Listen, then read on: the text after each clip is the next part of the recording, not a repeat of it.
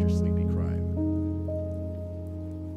I know many of you enjoy listening to these stories as you fall asleep, so before you drift off, I'd love for you to leave a comment letting me know where in the world you're tuning in from. And if you're enjoying the story, don't forget to like and subscribe. It really helps the channel grow. Before we begin, I want to acknowledge that this story involves real people and real tragedies. We tell these stories not for entertainment, but to remember the victims and perhaps help others recognize the warning signs that could prevent similar tragedies. For the best experience, feel free to lower the volume a little, just enough to let the story gently carry you off to sleep. Alright, please get comfortable, dim the lights, and let's dive into tonight's first story. Tonight, we're going to explore a case that begins in a small, picturesque town in upstate New York. A place where the streets are quiet, where neighbors know each other by name, and where nothing truly terrible was supposed to happen. But as we've learned time and again, darkness can find its way into even the most peaceful corners of our world. Get comfortable. Settle into your pillows. Let the weight of the day begin to lift from your shoulders. Tonight's story is about a mother named Michelle, a woman who loved her daughters more than anything in the world. It's about the subtle ways trust can be broken, and how years of manipulation can lead to an unthinkable act. So breathe slowly. And let's begin in the town of Corning, New York, where this story unfolds like a slow-moving river, dark and deep.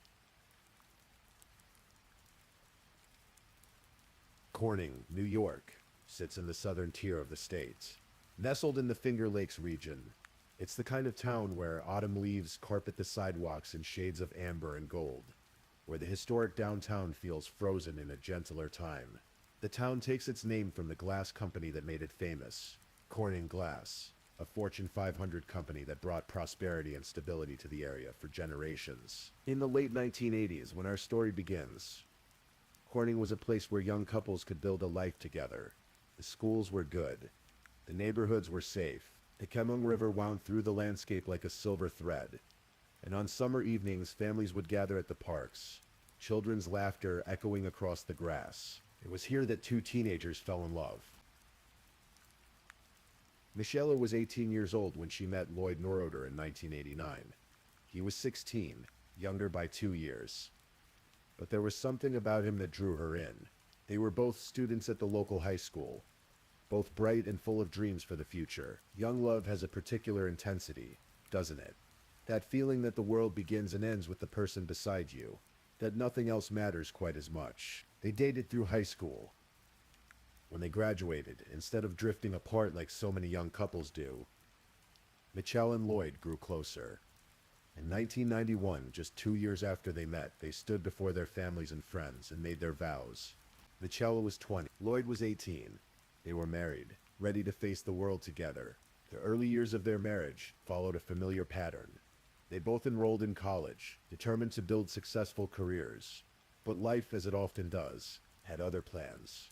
Shortly after finishing their college years, Michelle became pregnant with their first daughter. It was a joy, but also a responsibility that shifted everything. 2 years later, they welcomed a second daughter. And then, about 5 years after that, a third little girl joined the family. 3 daughters.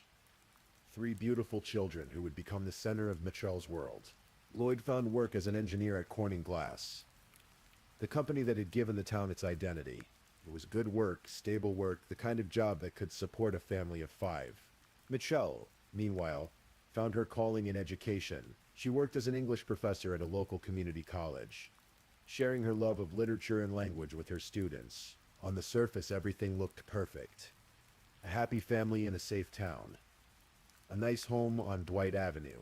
3 daughters growing up surrounded by love and opportunity. But inside the walls of the Neuroder home, something else was growing too.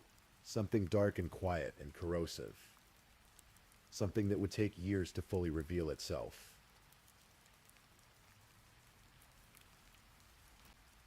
As the daughters grew older, the marriage between Michelle and Lloyd began to show its fractures. It's difficult to pinpoint exactly when things started to fall apart.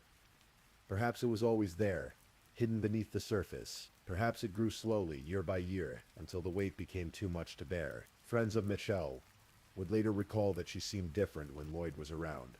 More cautious, more measured in her words. There were whispers, quiet observations that Lloyd was strict with the children.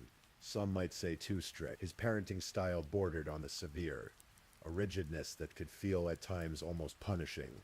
But the girls loved their father. Children have a way of normalizing whatever environment they grow up in, don't they? The rules that might seem harsh to outsiders become simply the way things are. And Lloyd, for all his strictness, was their father. He was present. He was involved in their lives. In 2008, when the youngest daughter was still quite small, Lloyd received a job offer that would change everything. It was a position in New Jersey, hours away from Corning, a career opportunity he felt he couldn't pass up. He wanted the family to move with him, to start fresh in a new place. Michelle said no. She had built a life in Corning. Her job was there. The girls were settled in their schools, surrounded by friends and familiar routines. The thought of uprooting everything, of leaving behind the only home her daughters had ever known, felt wrong to her, so they reached a compromise. Though compromise might be too generous a word for what happened next. Lloyd would take the job in New Jersey. Michelle and the girls would stay in Corning.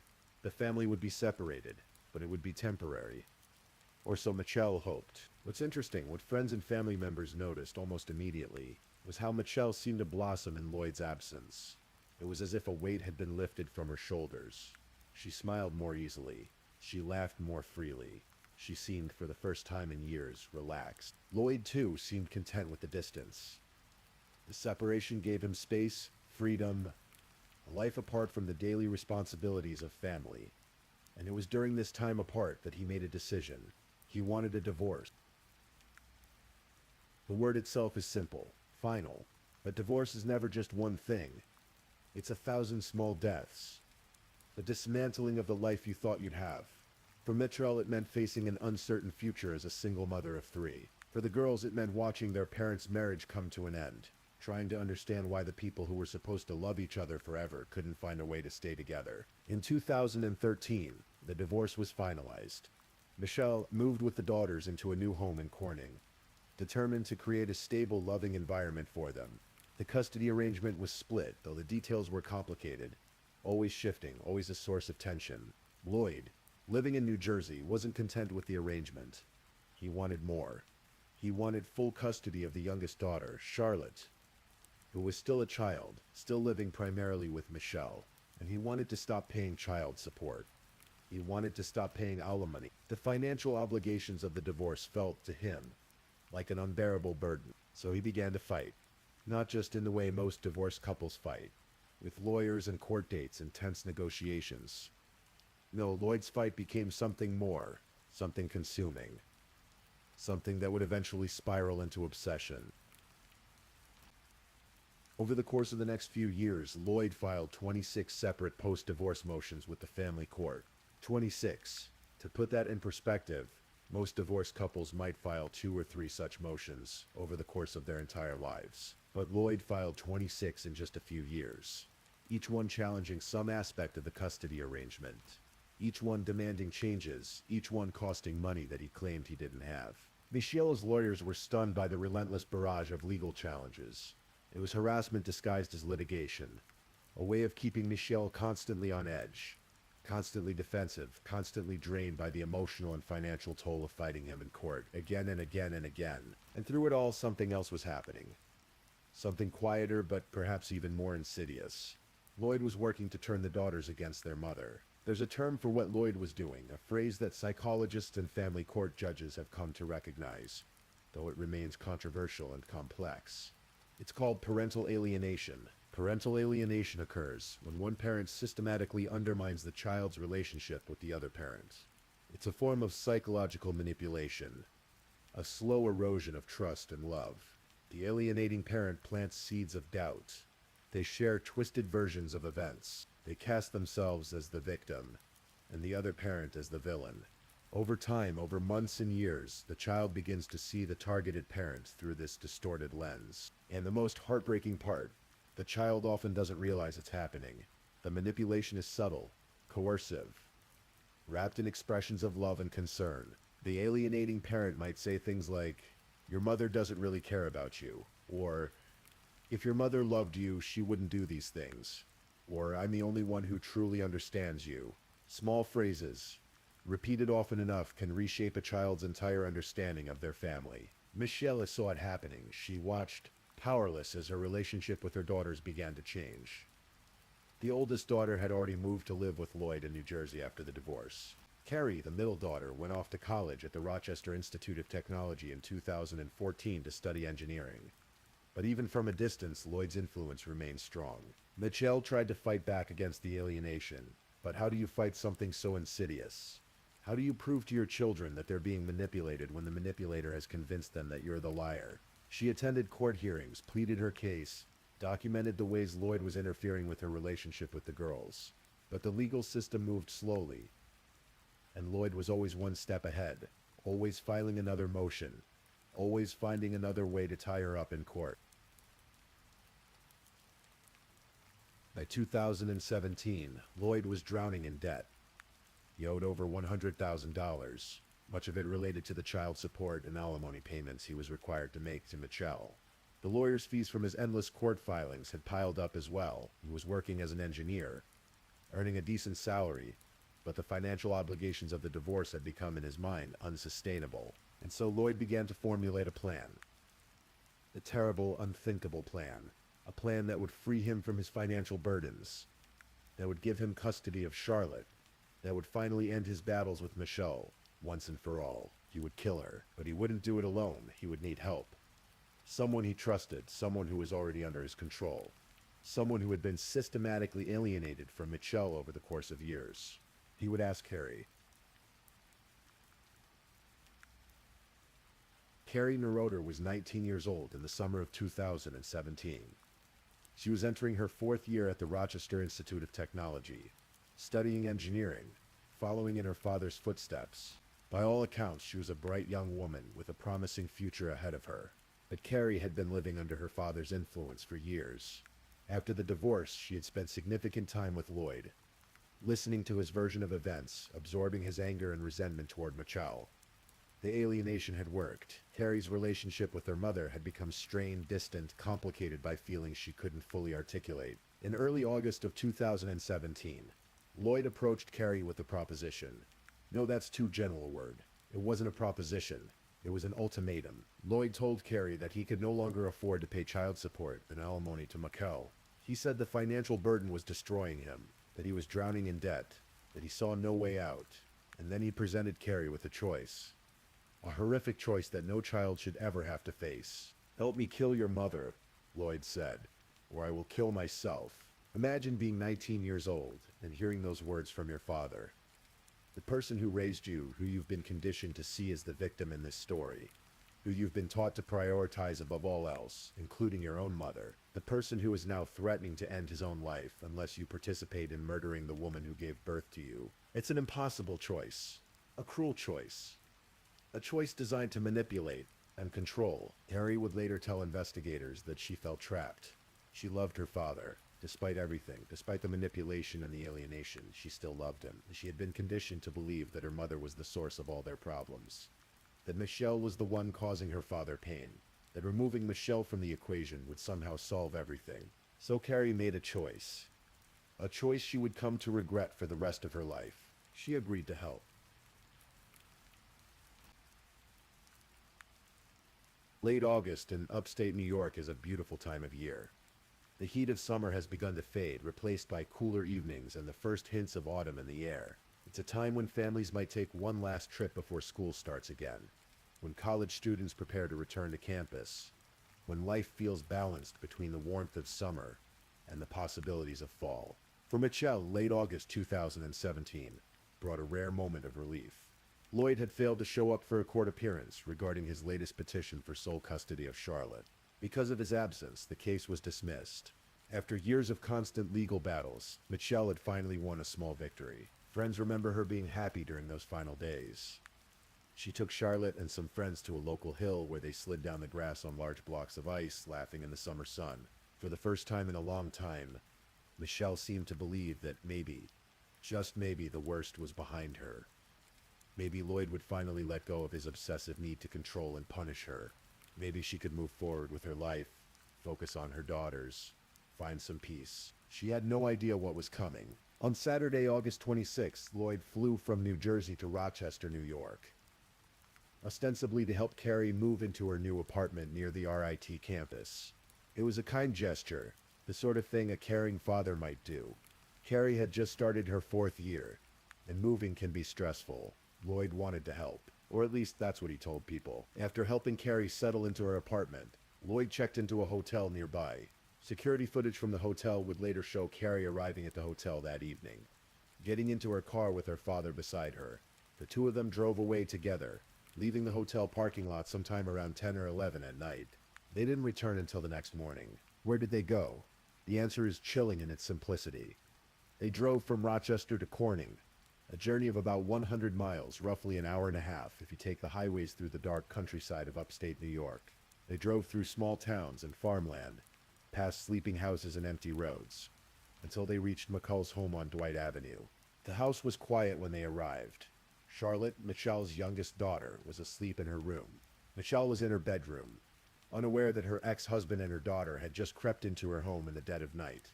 Lloyd and Carrie moved through the house carefully, methodically. They unplugged electronic devices, anything that might later reveal their presence through digital footprints or timestamps. And then Carrie went to distract Charlotte, keeping the 14-year-old occupied, keeping her away from what was about to happen upstairs. Lloyd went to Michelle's bedroom. We can only imagine what Michelle must have thought when she saw him standing there. Confusion, perhaps. Fear. The realization that something was terribly, terribly wrong. Did she have time to scream? Did she try to fight back? The details are brutal, and I'll spare you the most graphic aspects. But what we know is this. Lloyd strangled Michelle to death in her own bedroom. It didn't take long. Strangulation, as a method of murder, is personal and intimate. It requires the killer to be close, to feel the victim's struggle, to watch the life leave their eyes. It is in many ways the opposite of a crime of passion. It requires sustained effort, sustained intent. You can't strangle someone by accident. When it was done, when Michelle was dead, Lloyd called Carrie upstairs. Together, father and daughter staged the scene to make it look like suicide. They fashioned a rope into a noose, positioned Michelle's body, arranged everything to suggest that she had taken her own life. And then they left. They drove back to Rochester in the pre-dawn darkness, arriving at Lloyd's hotel just as the sun was beginning to rise. Lloyd checked out later that morning and boarded a plane to California, where he had scheduled a job interview. The timing was perfect. He would be on the other side of the country when Mikhail's body was discovered, giving him an alibi that seemed on the surface airtight. Carrie drove back to her apartment, where she tried to act as though nothing had happened, as though she hadn't just participated in the murder of her own mother.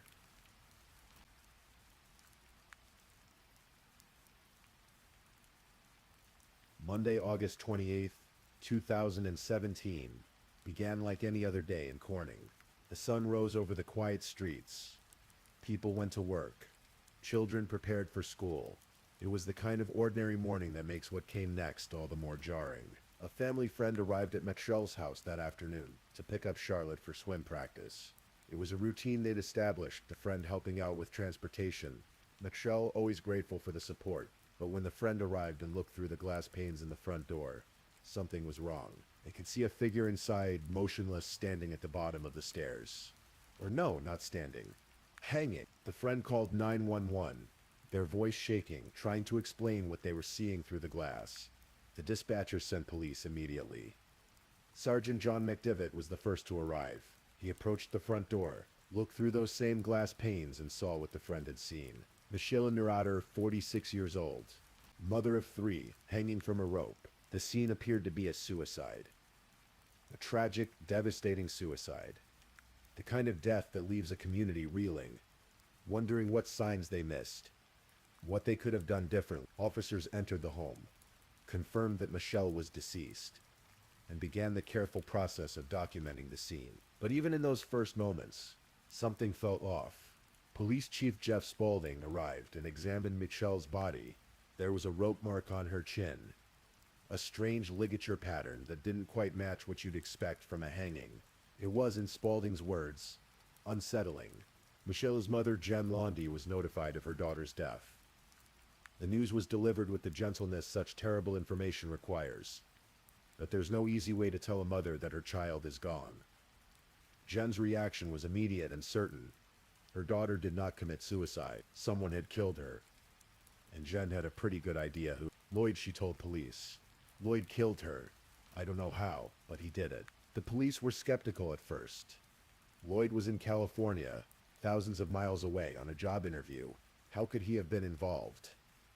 But they agreed to investigate. They would treat Matrell's death as suspicious until they could definitively rule out foul play. They began by interviewing the people closest to Michelle. They spoke with friends, with colleagues, with family members, and they spoke with Carrie, who was with Charlotte at her apartment in Rochester. Carrie told the police that she had visited her mother on Saturday evening, the night before Michelle was found. She said that Michelle had become upset, angry, accusing Carrie of taking Lloyd's side in the custody battles. Carrie claimed her mother was screaming out of control, and that she decided to leave, taking Charlotte with her to protect her younger sister from their mother's rage. It was a story designed to paint Michelle as unstable, as someone who might have been suicidal, but the police had questions. Why would Michelle be so upset on the same day she'd won a victory in court? Why would she rage at Carrie about something that had supposedly been resolved? The timeline didn't make sense, and then there were the physical details of the scene. The rope mark on Michelle's chin, the scratches on her face, the position of her body. The more closely the investigators looked, the more convinced they became that this was not a suicide. They requested a second opinion from the medical examiner. The examiner looked more carefully at Michelle's throat, at the damage that had been done. The injuries were not consistent with self-strangulation. They indicated the presence of another person. Someone who had applied force externally, someone who had strangled Michelle and then staged the scene to look like a suicide. It was murder.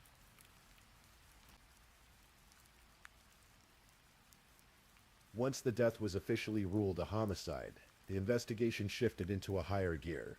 Detectives began looking more carefully at everyone in Michelle's life, searching for anyone who might have had a motive to kill her. And the more they learned, the more their attention focused on Lloyd. Lloyd had motive. He owed Michelle over $100,000 in child support and alimony. He'd been fighting for years to gain custody of Charlotte. He'd filed 26 separate court motions, a pattern of obsessive, relentless legal harassment. Michelle's death would solve all of his problems. It would end the financial burden. It would give him custody. It would free him from the consequences of his divorce. But Lloyd had an alibi.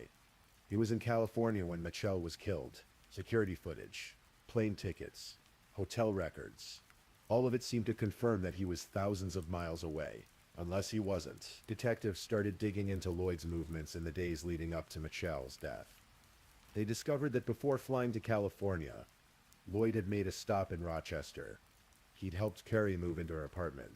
He'd stayed at a hotel, and that's when investigators found the security footage. The hotel cameras showed Lloyd leaving with Carrie late Saturday night.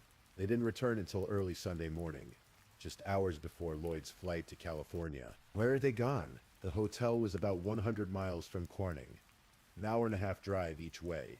Plenty of time to make the trip there and back in a single night. The pieces were starting to fall into place, but the police needed more. They needed proof that Lloyd and Carrie had been in Michelle's home. They needed evidence that could hold up in court. So they made a decision that would ultimately break the case wide open. They obtained a warrant to wiretap Carrie's phone. For months, the investigation moved slowly. The police gathered evidence, built their case. But they needed something definitive, something that would prove beyond a reasonable doubt that Lloyd and Carrie were responsible for Michelle's death. In mid-November, 2.5 months after the murder, investigators activated the wiretap on Carrie's phone. At first, the conversations between father and daughter were unremarkable. Casual chit-chat about school, about daily life. Nothing that revealed any guilt or involvement in Michelle's death. But then the police decided to take a more active approach. They used a technique called tickle the wire, a strategy designed to provoke a response. An investigator called Carrie, saying they had more questions about her mother's death, that they'd like to meet with her to discuss some new developments in the case. The call was designed to make Carrie nervous, to make her reach out to her father for guidance. And it worked. Shortly after the investigator's call, Carrie called Lloyd. The wiretap recorded every word. Carrie was panicking. She told Lloyd that the police wanted to talk to her again, that she didn't know what to say, that she was scared she would say the wrong thing. And Lloyd, calm and controlled, gave her instructions. "Tell them you have a counseling appointment in New Jersey," he said. "Tell them this has been really hard on you. Tell them you need to get back to campus." And then, with a laugh in his voice, Lloyd asked, "Could you cry?" Carrie responded, "I might." It was a chilling moment, captured forever on tape. A father instructing his daughter on how to manipulate the police, how to fake emotions, how to lie convincingly about the murder they'd committed together. The laughter in Lloyd's voice revealed something deeply disturbing. He didn't just see this as survival. On some level, he was enjoying it. The manipulation, the control, the game of outwitting the investigators. But Lloyd didn't know he was being recorded. He didn't know that every word he spoke was being documented, analyzed, used to build a case against him. The wiretap provided the evidence investigators needed. Combined with the hotel security footage, the inconsistencies in Carrie's original story, and the physical evidence from the crime scene, the police had enough to make their arrests. In January 2018, nearly 5 months after Michelle's death, warrants were issued for Lloyd and Carrie Neuroder.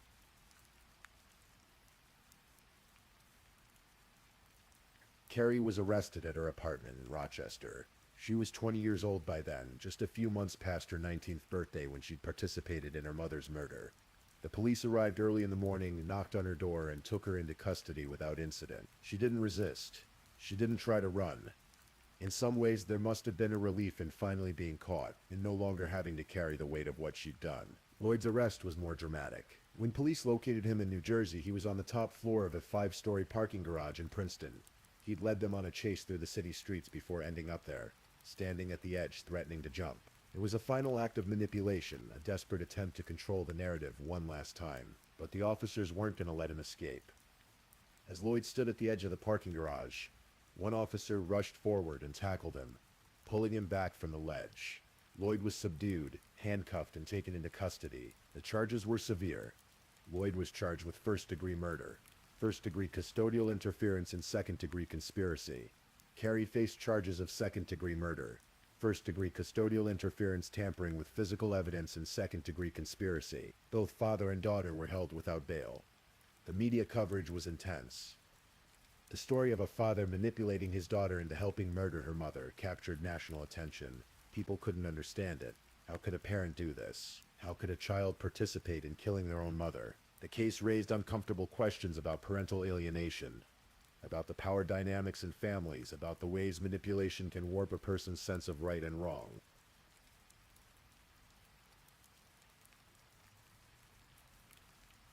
In October 2018, Lloyd Neuroder stood before a judge and pleaded guilty to first-degree murder, first-degree custodial interference, and second-degree conspiracy. He admitted, in open court, that he had planned and executed Michelle's murder. He admitted that he had manipulated Carrie into helping him. During his statement to the court, Lloyd addressed Michelle's family. He said he understood the consequences of his actions. He apologized, though the apology felt hollow, inadequate for the magnitude of what he'd done. His defense attorney tried to paint a picture of a man who loved his daughters, who was at peace with his fate, but the facts spoke for themselves. Lloyd had murdered his ex-wife to avoid paying child support. He had manipulated his daughter into participating in the crime. He had spent months trying to outwit the police, lying and scheming even as Michelle's family grieved. On December 4th, 2018, Lloyd Neuroder was sentenced to life in prison without the possibility of parole.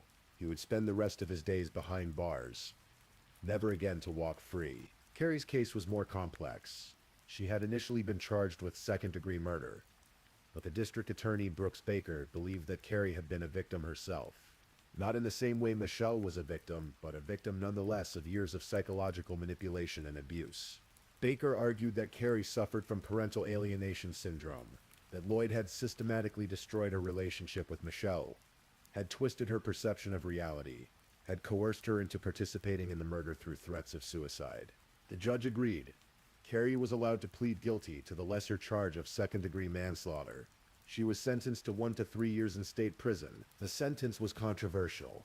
Some people believed Carrie deserved much more time, that at 19 years old she was old enough to know that murder was wrong, that she should have gone to the police instead of helping her father.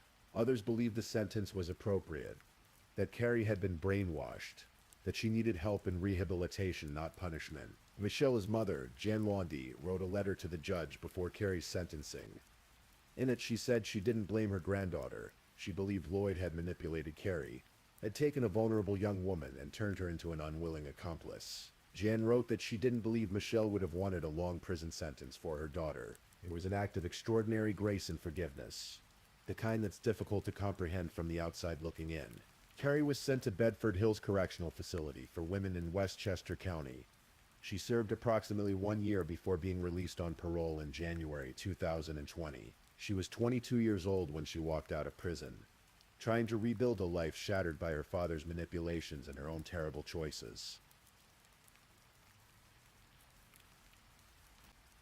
The youngest daughter, Charlotte, was placed in foster care following the arrests. At just 14 years old, she had lost her mother to murder, and both her father and sister to prison. The other two daughters had to grapple with the reality that their father had killed their mother, that their sister had helped him do it. The trauma rippled outward, touching everyone who had known the Neuroter family.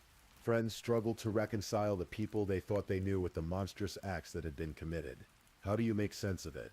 How do you understand how love can be twisted into something so dark? Jean Lundy became Charlotte's guardian, determined to help her youngest granddaughter heal from the unimaginable trauma she'd endured. Jean also made it her mission to preserve Michelle's memory, to tell her daughters the truth about who their mother really was. She wanted them to know that Michelle had loved them fiercely, had fought for them, had never stopped trying to protect them from Lloyd's influence. It's a truth that Carrie came to understand during her time in prison. Away from Lloyd's influence, she began to see the manipulation for what it was. She expressed deep regret for her role in her mother's death, acknowledging that she had been wrong, that she had allowed herself to be used as a weapon against someone who had only ever wanted to love her. Whether that remorse is enough, whether it can ever be enough, is not for any of us to say. Some wounds cut too deep to ever fully heal. Lloyd Neuroter remains in prison, currently housed at the Greenhaven Correctional Facility in Stormville, New York. He will die there, his life reduced to the confines of a cell, his legacy one of violence and manipulation. Michelle is buried in Corning, the town she loved, the town where she raised her daughters. Her friends remember her as kind, generous, always willing to help others. They remember her smile, her warmth, her dedication to her children. They remember a woman who deserved so much better than the hand life dealt her.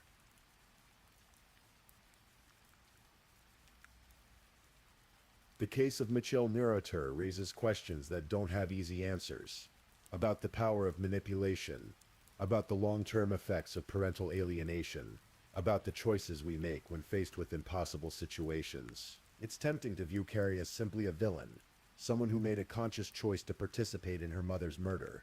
But the reality is more complicated.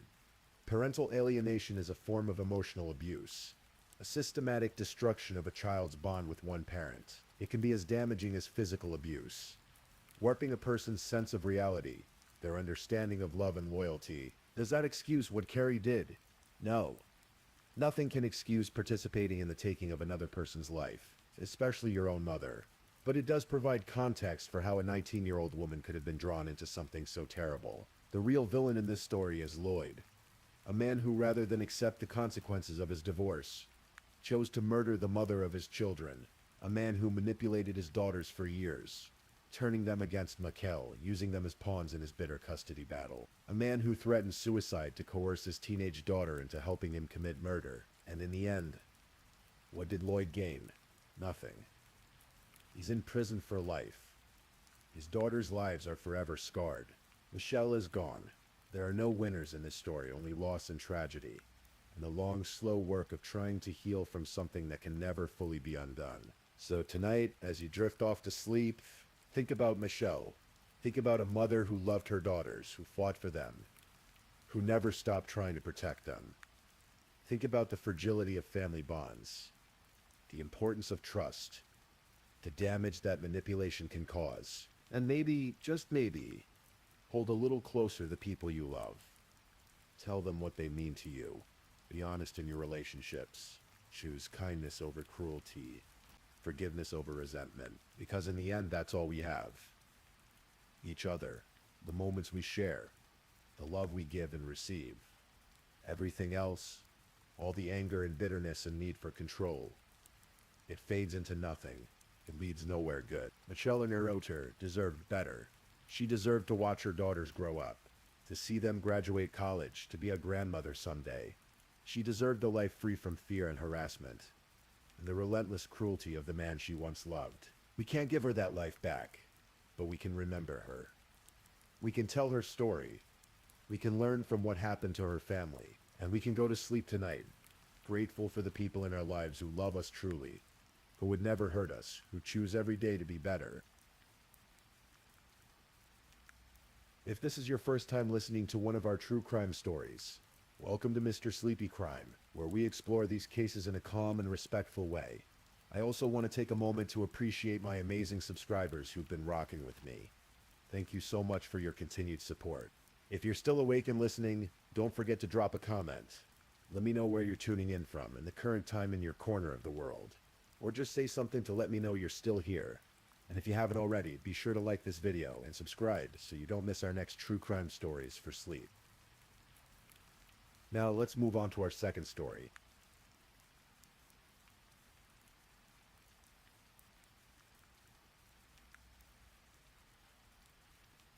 Story 2. Tonight, we're going to explore a story from the English countryside. A tale of deception, desperation, and ultimately justice. We journey back to 1984, to a small village in the Cotswolds, where nothing ever seemed to happen until it did. The village of Horton sits nestled in the rolling hills of South Gloucestershire, in the heart of England's Cotswolds.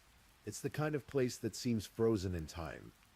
A place where roughly 350 souls live out their quiet lives among farmhouses and fields. There's a single road winding through the village, a modest village hall, and not even a pub to speak of.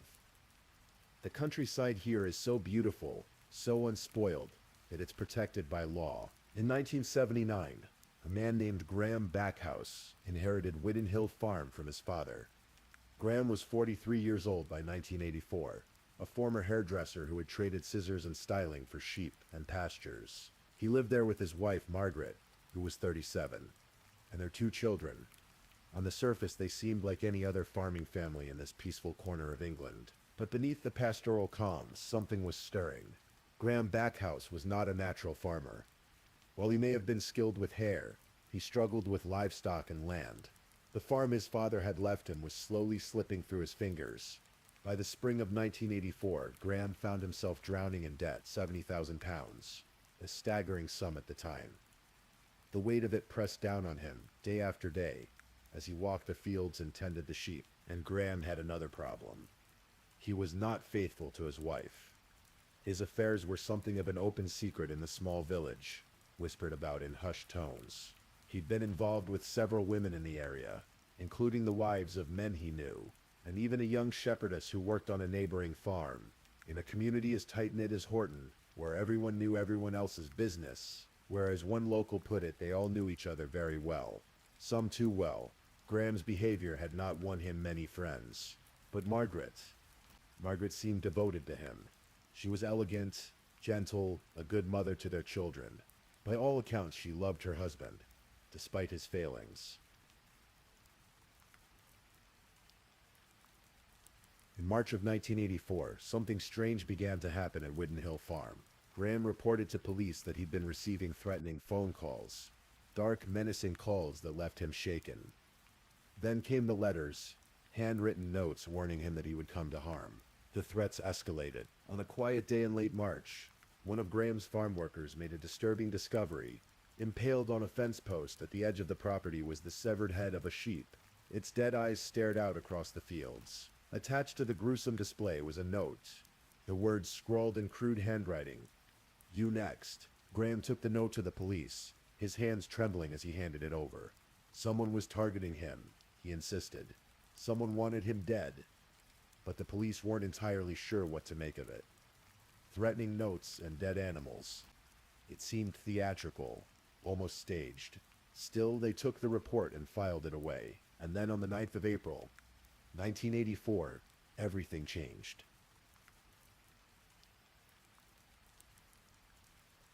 It was an ordinary morning. Margaret Backhouse needed to take the children to school and run some errands in town. Her own car wouldn't start, one of those small inconveniences that pepper everyday life. Graham, being the helpful husband, offered her his Volvo station wagon instead. Margaret thanked him, gathered her things, and walked out to the garage. She climbed into the driver's seat. The leather was cold against her legs. She inserted the key into the ignition and turned it. The world exploded. A pipe bomb hidden beneath the driver's seat detonated with a deafening roar. The device contained nitroglycerine in roughly 4,500 shotgun pellets, the equivalent of 10 to 12 shotgun shells, all packed into a single explosive. The blast was devastating. Hundreds of pellets tore through Margaret's body, lacerating her buttocks, thighs, and lower back. The force of the explosion nearly severed her legs, but by an extraordinary stroke of luck, Margaret Backhouse survived. The Volvo had been manufactured for the harsh Scandinavian winters, and it came equipped with a metal-heated plate built into the driver's seat. That plate deflected much of the blast's force away from Margaret's vital organs. The bomb that should have killed her instantly instead left her grievously wounded, but alive. A neighbor, Susan, was nearby when she heard the explosion. She came running, shouting Margaret's name. Graham emerged from the milking shed. He'd been out of earshot of the blast. When he saw his wife's injuries, witnesses would later say he turned pale and began shaking violently. He ran into the farmhouse and called for an ambulance, then returned with a blanket to lay over Margaret's broken body. Through the pain and shock, Margaret managed to whisper to him, "Don't move me. Don't touch me." Margaret was rushed to the hospital, where surgeons worked for 7 hours to remove the embedded shrapnel and save what tissue they could. Meanwhile, police sealed off Widden Hill Farm. An Army bomb disposal unit was called in to clear the scene and ensure there were no other devices. Once they deemed it safe, police explosive experts began processing the wreckage of the Volvo. From the outside, the car looked almost normal, but beneath told a different story. The bomb had been meticulously wired to the car's fuse box and heater.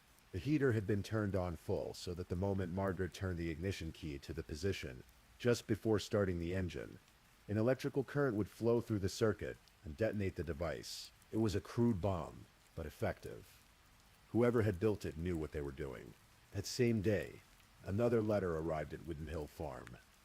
The handwriting was rough, deliberately misspelled. Came twice last week, but the pigs were about to see you soon. The police now believed that Graham Backhouse was the target of a serious murder plot. They placed him under 24-hour protection, with officers stationed at the farm around the clock. Graham cooperated fully with the investigation, answering their questions with apparent openness. He had theories, he told them, about who might want to hurt him.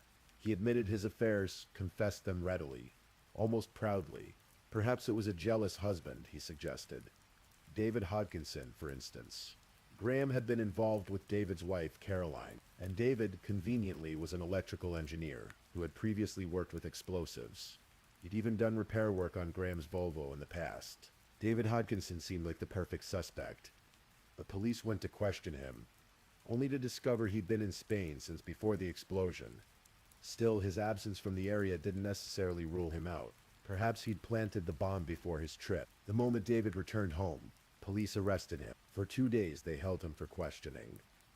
They searched his property, examined his tools, scrutinized every aspect of his life, but they found nothing.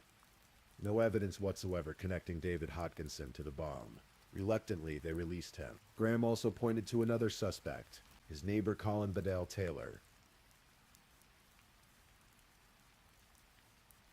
Colin Bedell Taylor was 63 years old, a craftsman who lived on an adjacent property. He and Graham had been having a dispute over property boundaries, one of those tedious conflicts between neighbors that can fester for years.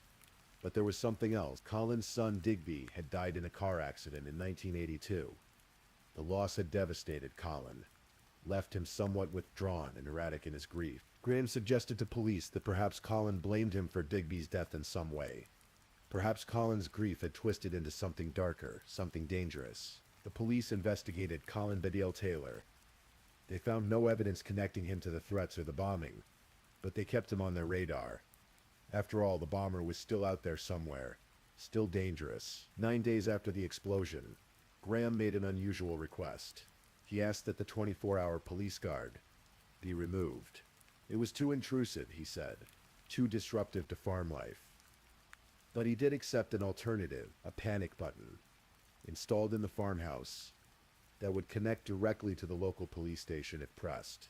One push, and officers would be dispatched immediately. The police agreed to the arrangement, though some felt uneasy about leaving Graham unprotected.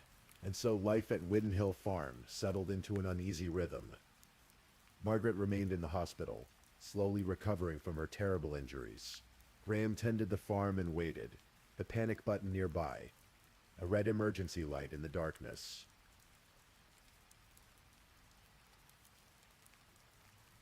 On the 30th of April, 1984, just 3 weeks after the car bombing, the panic button was activated. Police Constable Richard Uden was among the first to arrive at Widden Hill Farm. What he found there would haunt him for years to come.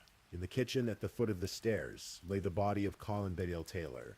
He'd been shot twice in the chest at point-blank range with a shotgun. The blasts had killed him almost instantly. Clutched in his right hand was a Stanley knife, a utility blade with initials etched into the handle. And there, lying on the floor of the lounge, was Graham Backhouse. He was drenched in blood, slashed multiple times across the face and chest. Deep wounds gaped open, blood pooling beneath him. He was conscious but weak. His breathing labored. When the police managed to get Graham's story, it seemed to confirm their worst fears. Colin Bedell Taylor had come to the farm, Graham said. He'd told Graham he wanted to look at some furniture Graham was selling. Just a neighborly visit. But once inside, Colin had turned on him. He'd accused Graham of being responsible for his son Digby's death. And then Colin had confessed everything. He'd planted the car bomb.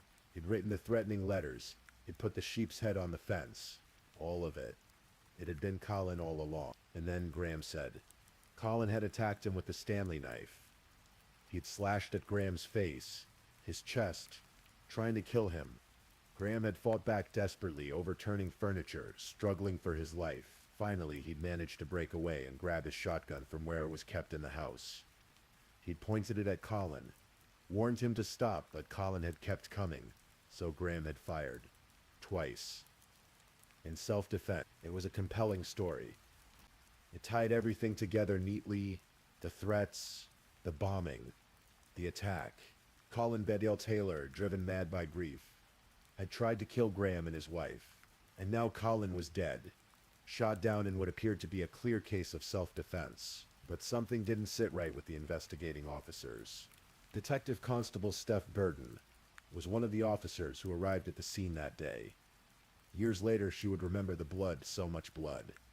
But it was the pattern of the blood that troubled her. When someone is attacked with a knife, when there's a struggle, blood flies. It splatters across walls, flings off in arcs and streaks as the weapon moves through the air. Cast-off blood spatter, the forensic experts call it. It tells the story of violence in motion. But in Graham Backhouse's kitchen, the blood drops were round, perfectly circular. That meant the blood had dripped straight down, falling at a 90-degree angle to the floor. The person bleeding had been standing still, not struggling, not fighting. There was more. Blood was found under furniture that had supposedly been knocked over during the fight. That meant the blood had been there first, before the furniture was overturned. Someone had staged the scene, creating the appearance of a struggle after the blood had already been spilled. The police looked more closely at Graham's injuries. The deep slash across his chest was particularly suspicious. Dr. William Cannard, the pathologist who examined Graham, made a startling observation. That wound, he said, could only have been inflicted if Graham had stood perfectly still, if someone had been attacking him with a knife, if he'd been fighting for his life. His body would have recoiled, pulled back instinctively. The wound would have been deeper at the initial point of contact and would have become shallower as the blade traveled. But Graham's wound was consistent, the same depth throughout its length. Graham's wounds, Dr. Kennard concluded, were self-inflicted. And then there was Colin Bedell Taylor's body. He'd been found clutching the Stanley knife in his right hand. But when forensic investigators examined him closely, they made a crucial discovery. Colin's entire right palm was covered with his own blood. Not splattered blood. Not blood from the knife. His own blood from the gunshot wounds. If Colin had been holding the knife when he was shot, there would have been a void, a clean space on his palm where the knife handle had been. But there was no void. The blood covered every inch of his hand. That meant Colin Bedell Taylor had not been holding the knife when he was shot. Someone had placed it in his hand afterward. The Stanley knife itself was another piece of evidence. It had initials carved into the handle, but they weren't Colin's initials. And when police searched Colin's workshop, they found he owned roughly 500 tools. Not one of them was marked with his initials. Colin Bedell Taylor was a craftsman, proud of his work, but he wasn't in the habit of inscribing his tools. The knife, the police realized, had been placed there to frame a dead man.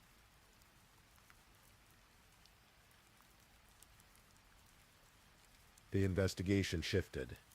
Police obtained a warrant to search Whitten Hill Farm more thoroughly, and in a drawer in Graham Backhouse's house, they found a notebook. Inside that notebook was a doodle, just an idle drawing. The kind of thing someone might sketch while talking on the phone or thinking through a problem.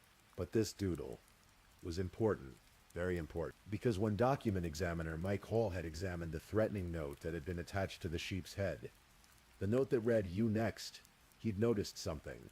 On the back of the paper there was a faint impression. Someone had written on a sheet of paper that had been sitting on top of the threat note, and the pressure of the pen had left an indentation. That indentation formed a doodle, and now, here in Graham Backhouse's drawer, was the matching doodle, identical. The same loops, the same lines. There was more.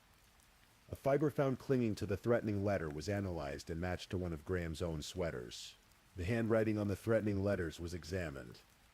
The misspellings, the crude grammar, it had all been deliberate, an attempt to disguise the writer's true hand. But handwriting analysis revealed the truth. Graham Backhouse had written those letters. All of them. And then there was the matter of the life insurance. Police discovered that Graham hadn't just been in debt. He'd been drowning in it. £70,000. With no way out. But Margaret had life insurance. Initially £50,000. It wasn't enough to solve Graham's problems. So in March of 1984, just weeks before the car bombing, Graham had increased Margaret's life insurance policy. He doubled it.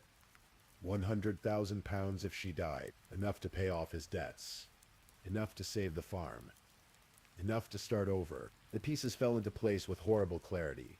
Graham Backhouse had tried to murder his wife for the insurance money. He'd built the bomb himself, carefully wired it to the car's ignition, and set it beneath the driver's seat. He'd written the threatening letters and staged the harassment campaign to create the appearance that he was being targeted. The sheep's head on the fence, the menacing notes, all of it designed to make himself look like a victim. But Margaret had survived. Against all odds, she'd survived. And that left Graham in a terrible position. The police were investigating. They were looking for whoever had planted the bomb. Eventually they might look at him. He needed to shift suspicion elsewhere. Permanently. So he'd invited his neighbor Colin Bedell Taylor to the farm. Perhaps under the pretense of selling furniture. Perhaps with some other excuse. And once Colin was there, Graham had shot him. Twice. Point-blank range. Murdered him in cold blood. Then Graham had taken the Stanley knife. A knife he'd acquired somewhere. Marked with false initials to implicate Colin. And he'd slashed himself across the face and chest. Deep, painful wounds, but carefully placed to avoid vital areas. He'd bled all over the kitchen, then overturned furniture to suggest a struggle. He'd placed the knife in Colin's dead hand, creating a scene that would appear to be self-defense. And then he'd pressed the panic button and waited for the police to arrive, playing the role of the frightened victim one more time. But Graham Backhouse had underestimated the science of blood spatter. He'd underestimated the careful eyes of forensic examiners. And he'd underestimated the detectives who refused to accept the obvious answer when the evidence whispered a different truth.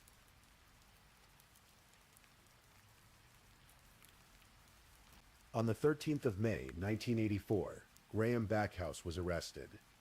He was charged with one count of attempted murder of his wife, Margaret Backhouse, and one count of murder of his neighbor, Colin Bedell Taylor.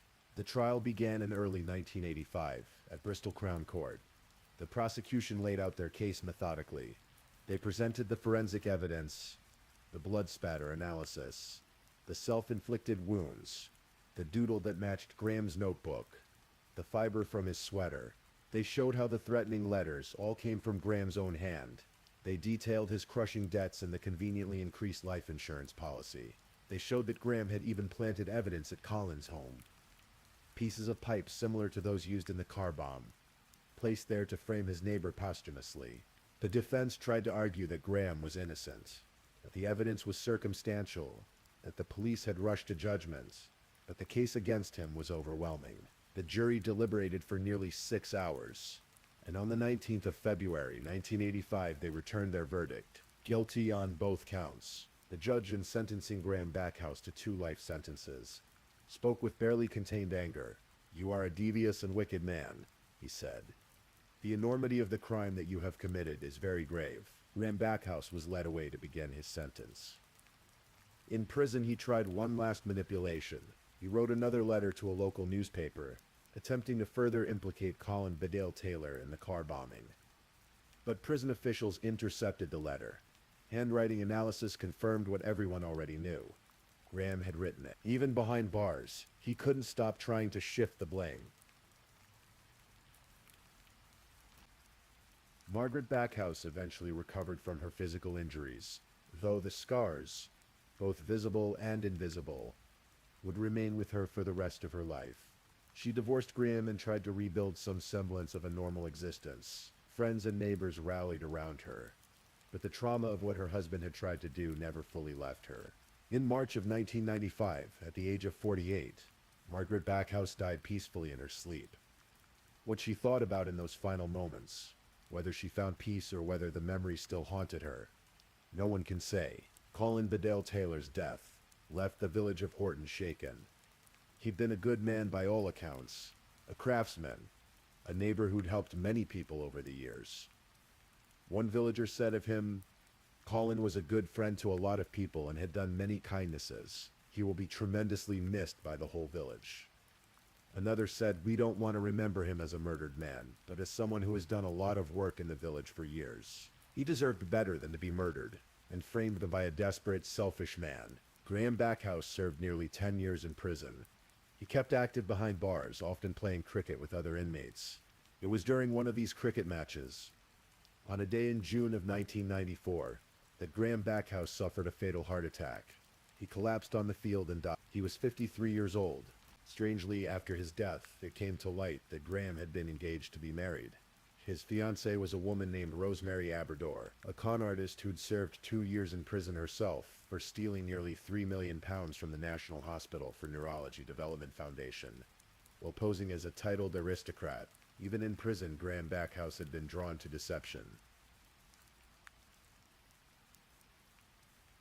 The case of Graham Backhouse remains a stark reminder of how far desperation can drive a person. Here was a man who, faced with financial ruin, decided that the life of his devoted wife was worth less than £100,000. When that plan failed, he murdered an innocent neighbor to cover his tracks, framing a grieving father and widow for crimes he himself had committed.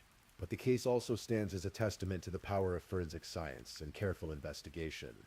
The round blood drops on the kitchen floor, the void that should have been on Colin's palm, the faint impression of a doodle on the back of a threatening note. These small details, easily overlooked, told the truth when lies might have prevailed.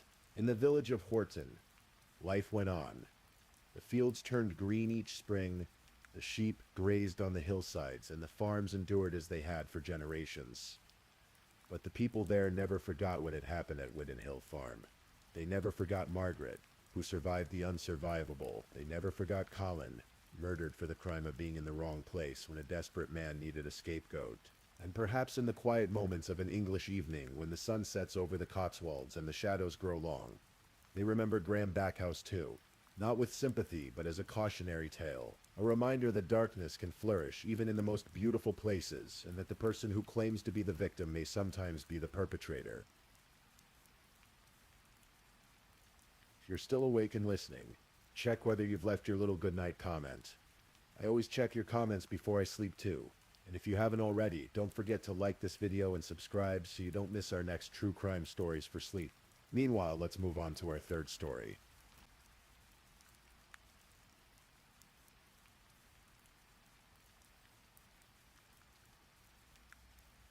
Story 3.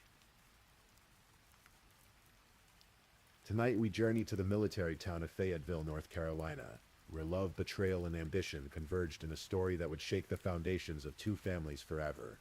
This is the story of Captain Marty Thier, a gentle soul whose life was cut short on a cold December night in the year 2000. In the late 1980s, in the sprawling landscape of Denver, Colorado, two young people met in high school. Their names were Frank Martin Thier, who went by Marty, and Michelle Catherine Forcier. Both came from military families, children raised on bases around the world, moving from place to place as their parents served their country.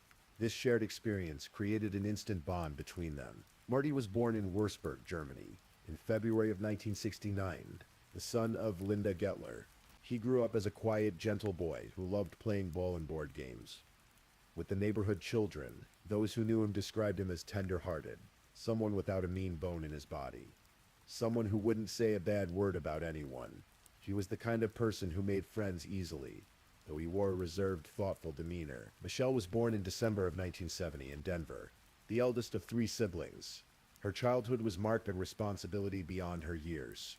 When her parents' marriage dissolved after her father was stationed in South Korea without the family, Michelle's mother returned to work full-time. The care of her younger siblings, Angela and Tom, fell largely on Michelle's shoulders. She spent her weekends at the local Baptist church, immersed in Bible study, with little time for the carefree activities of adolescence. When Marty and Michelle met in high school, it seemed like destiny. Friends and family members looked at them and saw perfection. She was outgoing and extroverted, a perfect balance to his quiet reserve. They shared the unique bond of military children, understanding the transient lifestyle, the frequent goodbyes, the challenge of making home wherever the Air Force sent them. After graduation, their paths diverged temporarily. Marty pursued his dream of becoming a pilot, enrolling in the United States Air Force Academy. Michelle joined the Air Force Reserves and began her own journey. For 4 long years, they maintained a long-distance relationship, connected by letters, phone calls, and the occasional visit when circumstances allowed. Then came 1991. Michelle's reserve company was activated for service in the Persian Gulf War. The prospect of deployment, the uncertainty of war, and the years of separation suddenly crystallized something in Marty's heart. He realized they had been apart long enough. Before she deployed, he proposed to his high school sweetheart, and Michelle said yes. They married that same year, shortly after Marty graduated from the Air Force Academy.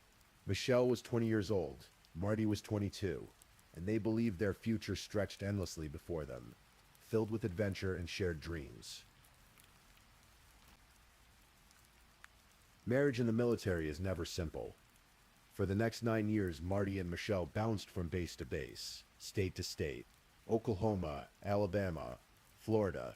Each new posting meant packing up their lives, saying goodbye to new friends, starting over in another unfamiliar town. It was the life they had known as children, and now it defined their marriage. Marty rose through the ranks, eventually becoming a captain. He flew C-130 cargo planes, massive aircraft that required skill, concentration, and long hours away from home. His deployments took him overseas for weeks at a time, leaving Michelle alone to manage their household and pursue her own ambitions.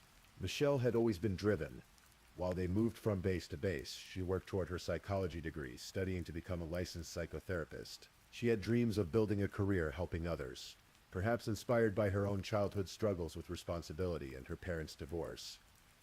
As long as she was busy with her studies, she could manage the loneliness of military life.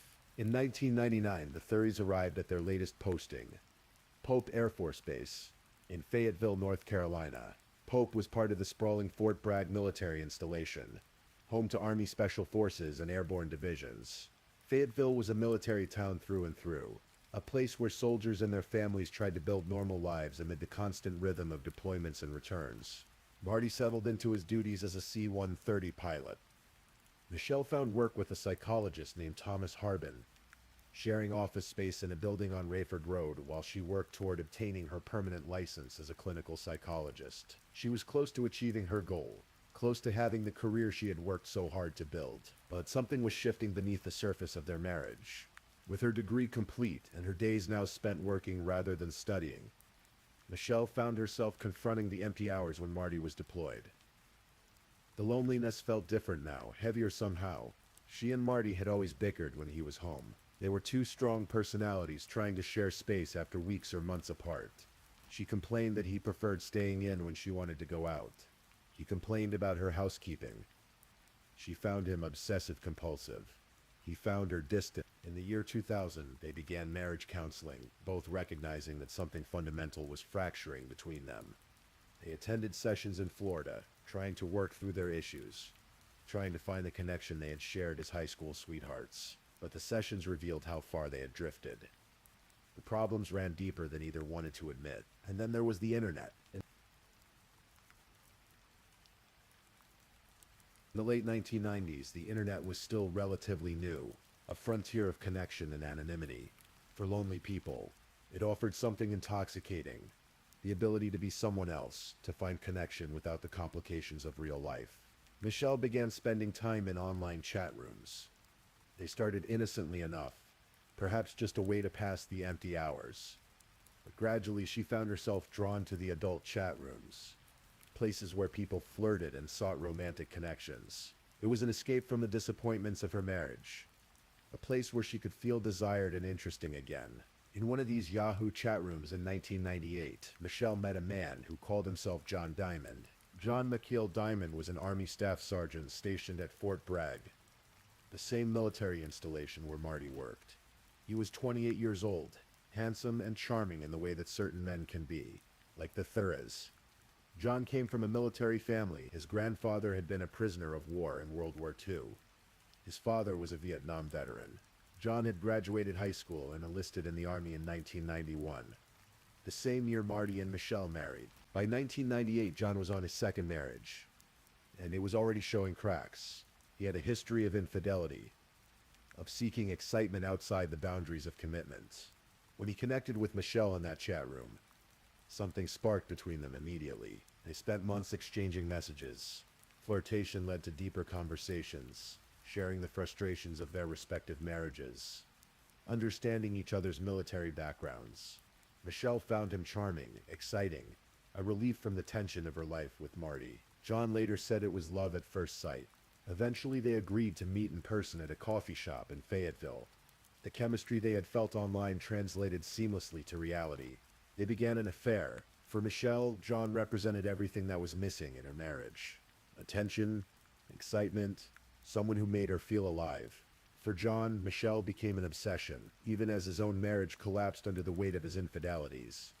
His focus turned entirely toward the psychologist who seemed to understand him. In the summer of 2000, Michelle made a decision. She moved out of the home she shared with Marty and rented an apartment off base. For 3 months, she and John lived together, playing at the life they imagined they could have. It should have been perfect.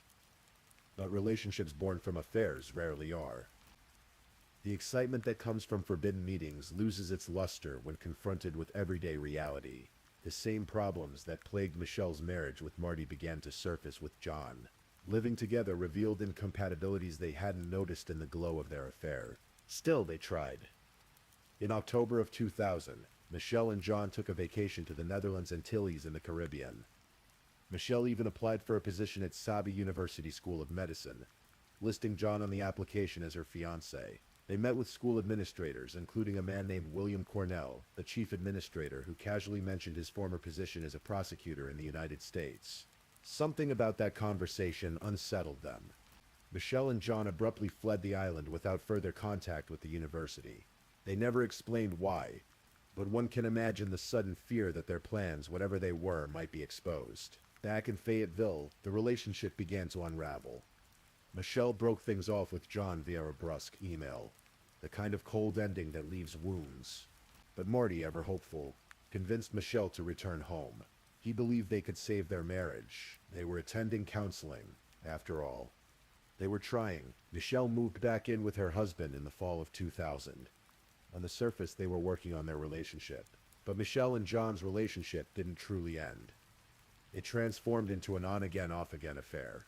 A messy tangle of emotions that neither seemed able to untangle. John sent Michelle constant emails and instant messages. Digital evidence would later reveal hundreds upon hundreds of these messages. Declarations of love, questions about why she stayed with a man she claimed made her miserable, pleas for her to choose him instead. The messages evolved from romantic to desperate, from loving to obsessive. Meanwhile, Michelle continued to seek connections with other men online. Investigators would later discover that she had posted personal ads seeking encounters, maintaining a secret life that even John didn't fully know about. She met at least one other man, a person named Charles McClendon, with whom she had a brief affair in late 1999 to early 2000. But it was John Diamond who remained central to her life. John Diamond who couldn't let go. John Diamond who would do anything to keep her.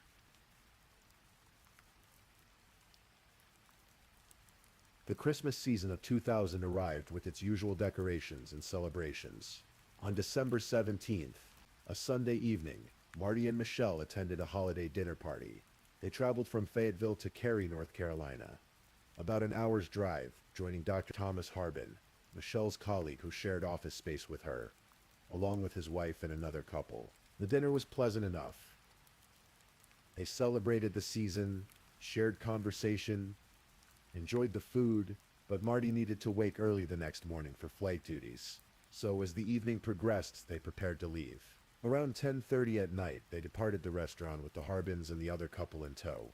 Driving back toward Fayetteville, Michelle and Marty planned to drop off their companions at the office building on Radford Road, where Michelle and Dr. Harbin worked. It was a simple detour on their way home, a matter of convenience. But as they neared the office building, Michelle suddenly remembered something. She had left important documents on her desk, papers she needed for work. Could they please stop? It would only take a moment. Marty agreed. Of course he did. It was a small request, and he was that kind of person, someone who helped without complaint. He pulled into the parking lot of the office building at 2500 Rayford Road. Michelle got out of the car and headed up the back stairs to her second-floor office. The building was quiet at that hour, dark except for the occasional security light. Marty waited in the car while Dr. Harbin and his wife stood nearby, chatting, ready to get their own vehicle and head home. Minutes passed. Michelle had been gone longer than expected. Marty grew concerned. He turned off the car and stepped out into the December night, deciding to check on his wife. He walked to the back of the building and began climbing the stairs to the second floor.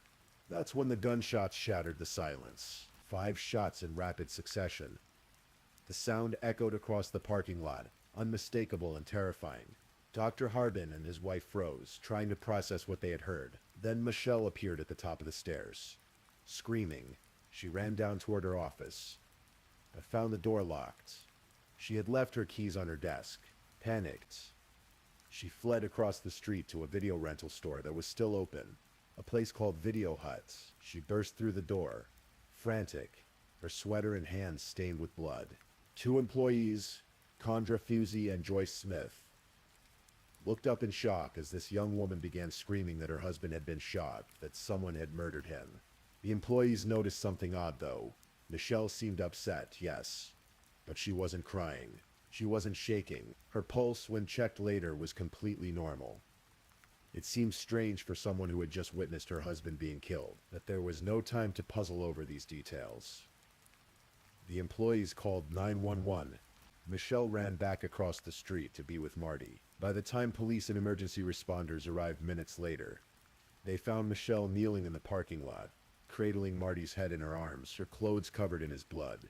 She was telling him everything would be all right, that help was here. But help had come too late. Captain Frank Martin Fair, 31 years old, lay dead on the stairs. He had been shot 5 times. 4 bullets had struck him as he climbed the stairs. Then, as he lay dying on the ground, someone had walked up and fired a final shot at close range behind his left ear. It was execution style, deliberate and brutal. The cause of death was massive blood loss from the 5 gunshot wounds. Sergeant Ralph Klinskills of the Fayetteville Police Department interviewed Michelle at the scene. Her story was straightforward. She and Marty had attended a Christmas party, stopped at her office so she could retrieve important documents, gone inside and heard gunshots, panicked when she found her door locked with her keys inside, run to the video store for help, but certain details bothered investigators immediately. Marty's wallet was still in his pocket. His car keys were with him. The car sat untouched in the parking lot. This wasn't a robbery. Someone had waited for Marty Thier specifically. hidden in the darkness by those stairs, and executed him. Why? The police began digging into Marty's life. He had no enemies that anyone knew of. He was well liked at Pope Air Force Base, a competent pilot and a gentle person. There were no disputes, no debts, no obvious reasons for someone to want him dead. Then investigators looked at Michelle's life and a different picture emerged. They discovered the affair with John Diamond. They learned about Michelle's online activities, the chat rooms, the personal ads. They uncovered the separation earlier that year, the attempt at reconciliation, the ongoing contact between Michelle and John even after she returned to Marty. They found John Diamond's emails to Michelle. Hundreds of messages that grew increasingly desperate and obsessive over time. In one message, John wrote that he couldn't wait until they could take care of each other, mentioning intimacy explicitly. In another, he declared they were kindred soulmates, that he would always love her no matter how she had hurt him. The progression was clear, from a sexual relationship to complete emotional fixation. John Diamond was willing to do anything for Michelle. Investigators also discovered a financial motive. Marty had recently re-enlisted in the Air Force, receiving a substantial bonus payment. More significantly, he had taken out a life insurance policy through the Servicemen's Group life insurance program worth $500,000. Michelle was listed as the sole beneficiary. The timeline was damning. Michelle had filed a claim for that insurance money within days of Marty's death. While building their case, investigators learned something crucial from John Diamond's friends and acquaintances. Just days before the murder, John had borrowed a handgun from a friend. It was a Smith & Wesson Model 5906, a semi-automatic pistol. John told his friend he needed it for protection. Ballistics analysis of the bullets recovered from Marty's body in the crime scene matched the type of ammunition used by that model of weapon. Then in February of 2001, just 2 months after the murder, John Diamond reported that his car had been broken into and the borrowed gun had been stolen. He filed a police report, creating a paper trail to explain why he no longer had the weapon. But investigators saw through this transparent attempt to distance himself from the murder weapon. The timing was too convenient. The gun disappeared exactly when John would need it to disappear. On March 15, 2001, Army officials charged John Diamond with premeditated murder, conspiracy, and obstruction of justice. Because he was an active duty soldier, he would face a military court-martial rather than a civilian trial. The Army had no jurisdiction over Michelle, a civilian, but they strongly encouraged Fayetteville police to build a case against her as well.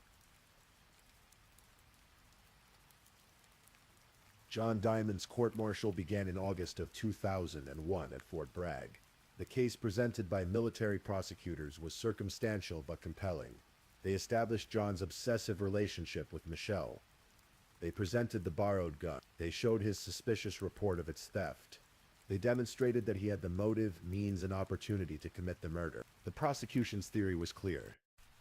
John Diamond, deeply in love with Michelle and desperate to be with her, had ambushed Marty Theart and executed him so that Michelle would be free to be with him. Michelle was called to testify. She took the stand, but on the advice of her attorney, she invoked her Fifth Amendment right against self-incrimination with every single question. She refused to answer anything.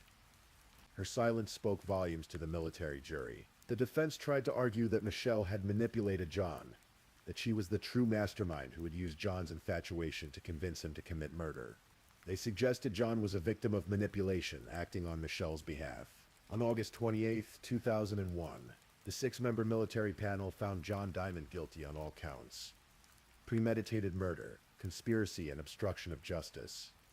He was sentenced to life in federal prison without the possibility of parole. But Michelle remained free. As civilian authorities built their case against Michelle, they seized her computers and began forensic analysis. What they discovered was extraordinary in its scope and its implication. 88,000 emails and instant messages. Personal ads Michelle had posted in 1999 seeking sexual encounters. The webmail correspondence responding to those ads. Clear documentation of her relationship with John Diamond. Evidence of her affair with Charles McClendon, and most disturbingly, messages that appeared to document discussions about the conspiracy to murder Marty. One piece of evidence particularly chilled investigators: records showing that Michelle had searched eBay for body bags shortly before Marty's murder. The digital footprint revealed a woman living multiple secret lives, seeking connections and excitement outside her marriage. while maintaining the appearance of a psychologist working toward reconciliation with her husband. The evidence also showed the push-pull dynamic between Michelle and John in the months leading up to the murder. She would push him away, then pull him back. She kept him emotionally off balance, desperate for her attention, willing to do anything to keep her. Prosecutors began to believe that Michelle had deliberately manipulated John Diamond into killing Marty. She had complained to John about her husband, perhaps exaggerating or inventing stories of abuse. She had suggested, directly or indirectly, that her life would be better if Marty were gone. She had used John's obsessive love for her as a weapon, pointing him at her husband like a gun.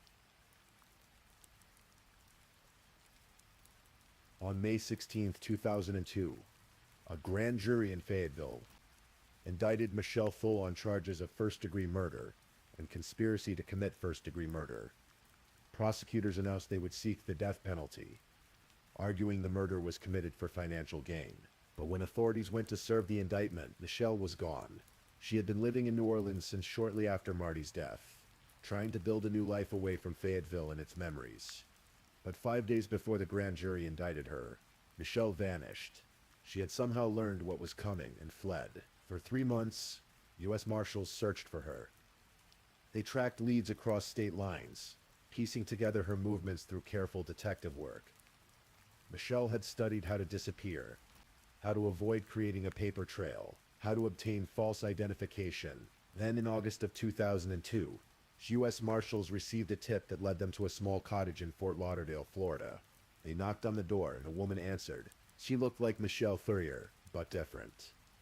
Her red hair had been bleached blonde and cut short. Her face appeared puffier, blotchier, changed in ways that couldn't be explained by time alone. She had marker lines on her face, the kind plastic surgeons draw before procedures. Deputy U.S. Marshal David Kingsbury noticed what appeared to be recent laser treatment burns on her skin. The woman denied she had undergone plastic surgery, claiming instead that she had been in an accident. But in her apartment, marshals found books about creating fake identification and avoiding paper trails. They found evidence of her plans to completely reinvent herself and vanish permanently. She had slipped up once, Marshal Kingsbury later said. A single mistake in her careful plans to disappear. One document or transaction that left a trail, and they had found her. Michelle Thull was arrested and extradited back to North Carolina to face trial for the murder of her husband. Michelle's trial began in September of 2004, nearly 4 years after Marty's death. The Cumberland County Courthouse in Fayetteville became the stage for one of the most sensational trials in the region's history. Superior Court Judge Jim Ammons imposed a gag order on prosecutors and defense attorneys, hoping to prevent the case from being tried in the media, but it was too late. The story of the psychologist who allegedly manipulated her lover into murdering her husband, then fled and underwent plastic surgery to avoid capture, had captured national attention. The prosecution presented a methodical case. They showed the jury the timeline of Michelle's affair with John Diamond. They introduced evidence of her other affairs, arguing it demonstrated her pattern of behavior and her willingness to deceive. They presented the 88,000 emails and messages, letting Michelle's own words reveal her state of mind and her disengagement from her marriage. They established the financial motive, the $500,000 life insurance policy and Marty's re-enlistment bonus. They showed that Michelle had separated from Marty in the summer, moved in with John, then returned to Marty in the fall, right around the time Marty signed up for these financial benefits. The prosecution argued that Michelle had gone back to Marty, not out of love or a desire to save their marriage, but to ensure she would receive the money when he died. She had manipulated both men, Marty into thinking she wanted reconciliation, and John into believing that killing Marty would free her to be with him. The defense team, led by attorneys Kirk Osborne and Matt Cockman, argued that the prosecution's case was purely circumstantial. There was no physical evidence linking Michelle to the murder. There were no eyewitnesses. No one had heard Michelle explicitly ask John to kill Marty. The evidence showed she had affairs. Yes, but affairs weren't murder. They questioned why Michelle should face the death penalty when John Diamond, the actual shooter, had not. They suggested the real story was that John Diamond had acted on his own obsessive impulses, perhaps misinterpreting things Michelle had said, perhaps creating a fantasy in his mind that she wanted Marty dead. Regarding Michelle's flight and her attempts to alter her appearance, The defense promised they had an explanation that wasn't what the prosecution portrayed, though they were vague about details. The trial lasted through September and into early December. Witnesses testified about the fears troubled marriage, Michelle's affairs, John's obsession. Experts analyzed the digital evidence. Marty's mother, Linda Gettler, spoke about her son's gentle nature and her devastating loss. On December 3rd, 2004, just 6 days before Michelle's 34th birthday, the jury reached a verdict. Guilty on both counts. First-degree murder by aiding and abetting, and conspiracy to commit first-degree murder. Superior Court judge sentenced Michelle Ferrer to life in prison without the possibility of parole on the murder charge, plus an additional 13 years for conspiracy. Linda Gettler, Marty's mother, expressed relief that justice had finally been served for her son.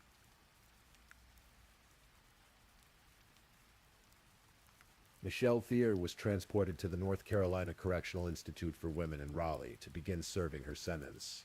John Diamond remained in a federal prison, serving his own life sentence. Both maintained their innocence. With the help of her mother and sister, Michelle created a blog where she proclaimed she had been wrongfully convicted, that she was a victim of circumstantial evidence and media sensationalism. The blog continued until 2011 before the domain name eventually lapsed. Prison officials documented numerous infractions during Michelle's incarceration. She was written up for disobeying orders, unauthorized use of phone and mail, profane language, and other violations. But the most serious incident occurred in May of 2010. Prison officials intercepted maps that had been mailed to Michelle. The maps showed the area surrounding the prison facility in detail.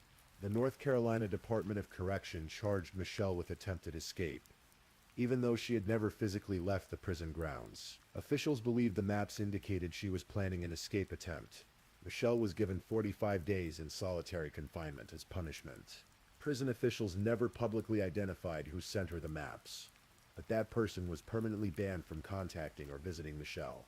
In April of 2011, a federal appeals court denied Michelle's request for a new trial, finding no merit in her appeals.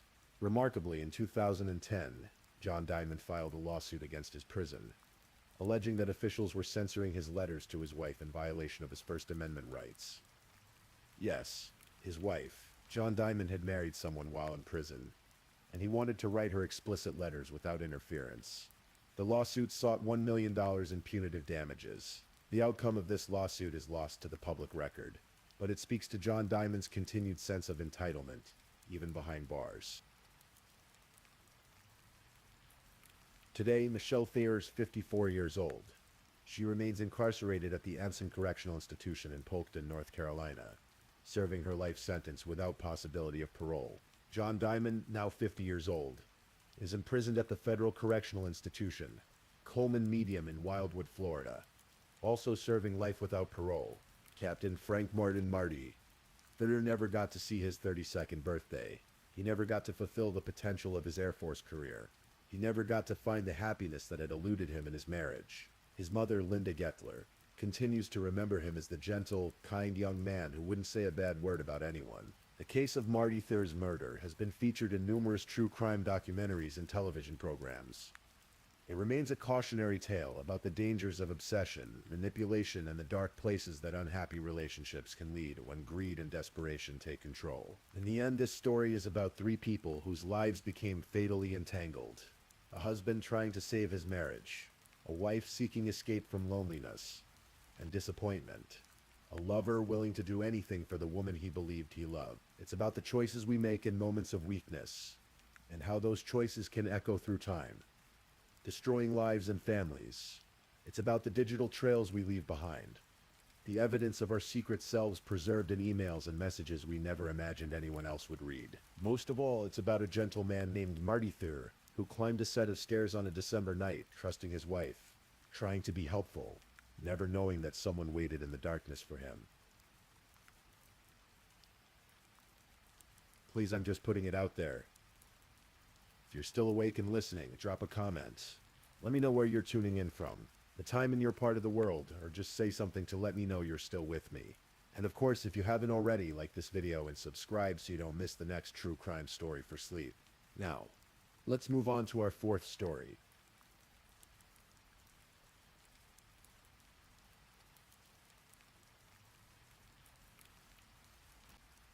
Story 4. Tonight we journey into a story that unfolded in the quiet snow-covered streets of Pittsford, New York. A story of secrets hidden behind closed doors, of a family fractured by years of pain, and of a single devastating decision made on a cold February night in 2015. This is the story of Ling Tan, known to most as Jim, a successful businessman, a father, a husband, and on February 9th, 2015, a murder victim. But like all true crime stories worth telling, this one isn't simple. It's layered with complexity, painted in shades of gray rather than black and white. Pittsford, New York sits just outside Rochester, a suburb where success quietly announces itself through well-maintained homes and manicured lawns. It's the kind of place where neighbors wave from their driveways, where achievement is expected, and where secrets, when they exist, stay firmly behind closed doors. The Tan family seemed to embody the American dream. Jim Tan, 49 years old, had built something remarkable. Originally from China, he and his wife Jane had immigrated first to Canada, where their 2 sons were born. Before settling in upstate New York, Jim founded Dynamax Imaging, a digital optics company that created sensors for cameras and smartphones. The business thrived, and the family lived comfortably in a beautiful home on Coachside Lane, a street name that evoked images of horse-drawn carriages and genteel living. Their younger son Charlie seemed destined for greatness. Class president, star athlete, accepted to Cornell University, one of the Ivy League's most prestigious institutions. At 19 years old, he was studying agriculture and life sciences, building toward a future that seemed limitless. To the outside world, the Tan family had everything, but inside their home on Coachside Lane, a different story was being written, one that would remain hidden until a single gunshot shattered the silence on a winter night. The first cracks in the facade appeared long before that February evening. Between 2003 and 2015, Monroe County Sheriff's deputies were called to the Tan residence 18 times. 18 calls for help, spread across 12 years. Most of these visits remained quietly documented in police files. Neighbors occasionally noticed the flashing lights of patrol cars in the driveway, but in a community like Pittsford, people respected privacy. They minded their own business. They assumed everything would work itself out. Tracy Berry, who lived nearby, later admitted to reporters that the police presence wasn't surprising. She'd seen it before, she said. But what happened in February 2015? That shocked her to her core. On January 28, 2015, just days before the murder, Jin Tan made another 911 call. Her voice on the recording trembles with fear, the words tumbling out between gasps. "My name is Jean Tan, and my husband just beats me up. I need your protection." The dispatcher's voice remains calm, professional. "Are you injured?" "Yes. He choked me, and I'm so scared." When deputies arrived, they found Jean with visible injuries. But when they asked if she wanted her husband arrested, she refused. This pattern had repeated itself for years. Calls for help, followed by reluctance to press charges. An order of protection started but never completed. A consultation with a divorce lawyer that led nowhere. Jim Tan, when confronted, dismissed his wife's claims. Childish, he called them. Nothing serious. Just a misunderstanding. The deputies left that night, as they had left so many times before, handing Jean a business card with information about domestic violence resources. And life in the Tan household continued, at least on the surface. But something was different this time, because this time Jean didn't just call the police.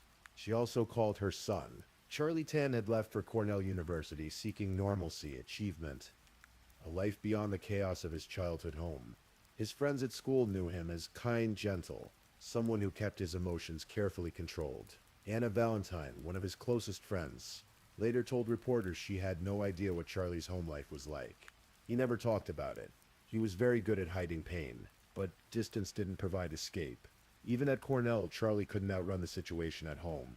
He called his mother regularly, checking in, making sure she was safe. And when Jean told him what happened on January 28th, when she described waking up with bruises around her neck, when she said she'd been choked until she lost consciousness, Charlie listened with growing dread. If something bad happens to me, Jean had warned her sons back in December, 2 months earlier. It's your dad. And now, in early February, that warning seemed prophetic. On February 4th, Jean called Charlie again. Another incident. Another attack. But this time, her voice carried a finality that terrified her son. Next time, she told him, I won't survive. Charlie made a decision that night. A decision that would destroy his future and shatter multiple lives. A decision that once made could never be undone. February 5th, 2015. Dawn cold and gray. Snow blanketed the Cornell campus in Ithaca, New York. About an hour's drive from Pittsford, Charlie Tan woke that morning with a plan forming in his mind. He'd tried to buy a gun himself the day dare, at a Walmart in Ithaca, but his Canadian citizenship had complicated the purchase. The application was delayed, pending additional verification. He couldn't wait. Charlie approached Whitney Knickerbocker, a Cornell freshman who'd pledged Charlie's fraternity Chi Phi. Charlie offered Knickerbocker $800 and spun a story about needing a gun for a hunting trip. Knickerbocker agreed. They returned to Walmart together. Knickerbocker selected a 12-gauge Remington shotgun and 2 boxes of ammunition. He signed the paperwork affirming he was the ultimate purchaser. Then he handed everything to Charlie. What happened next remains somewhat unclear, lost in the haze of memory and conflicting testimonies. But what we know is this. Charlie emptied his bank account. He told friends he might be leaving the country, and late that afternoon, he drove from Cornell back to Pittsford, back to the house on Coachside Lane, back to the home where his mother waited in fear. The drive takes about an hour in good weather. Charlie would have had time to think, time to reconsider, but he didn't turn back. The house was quiet when Charlie arrived.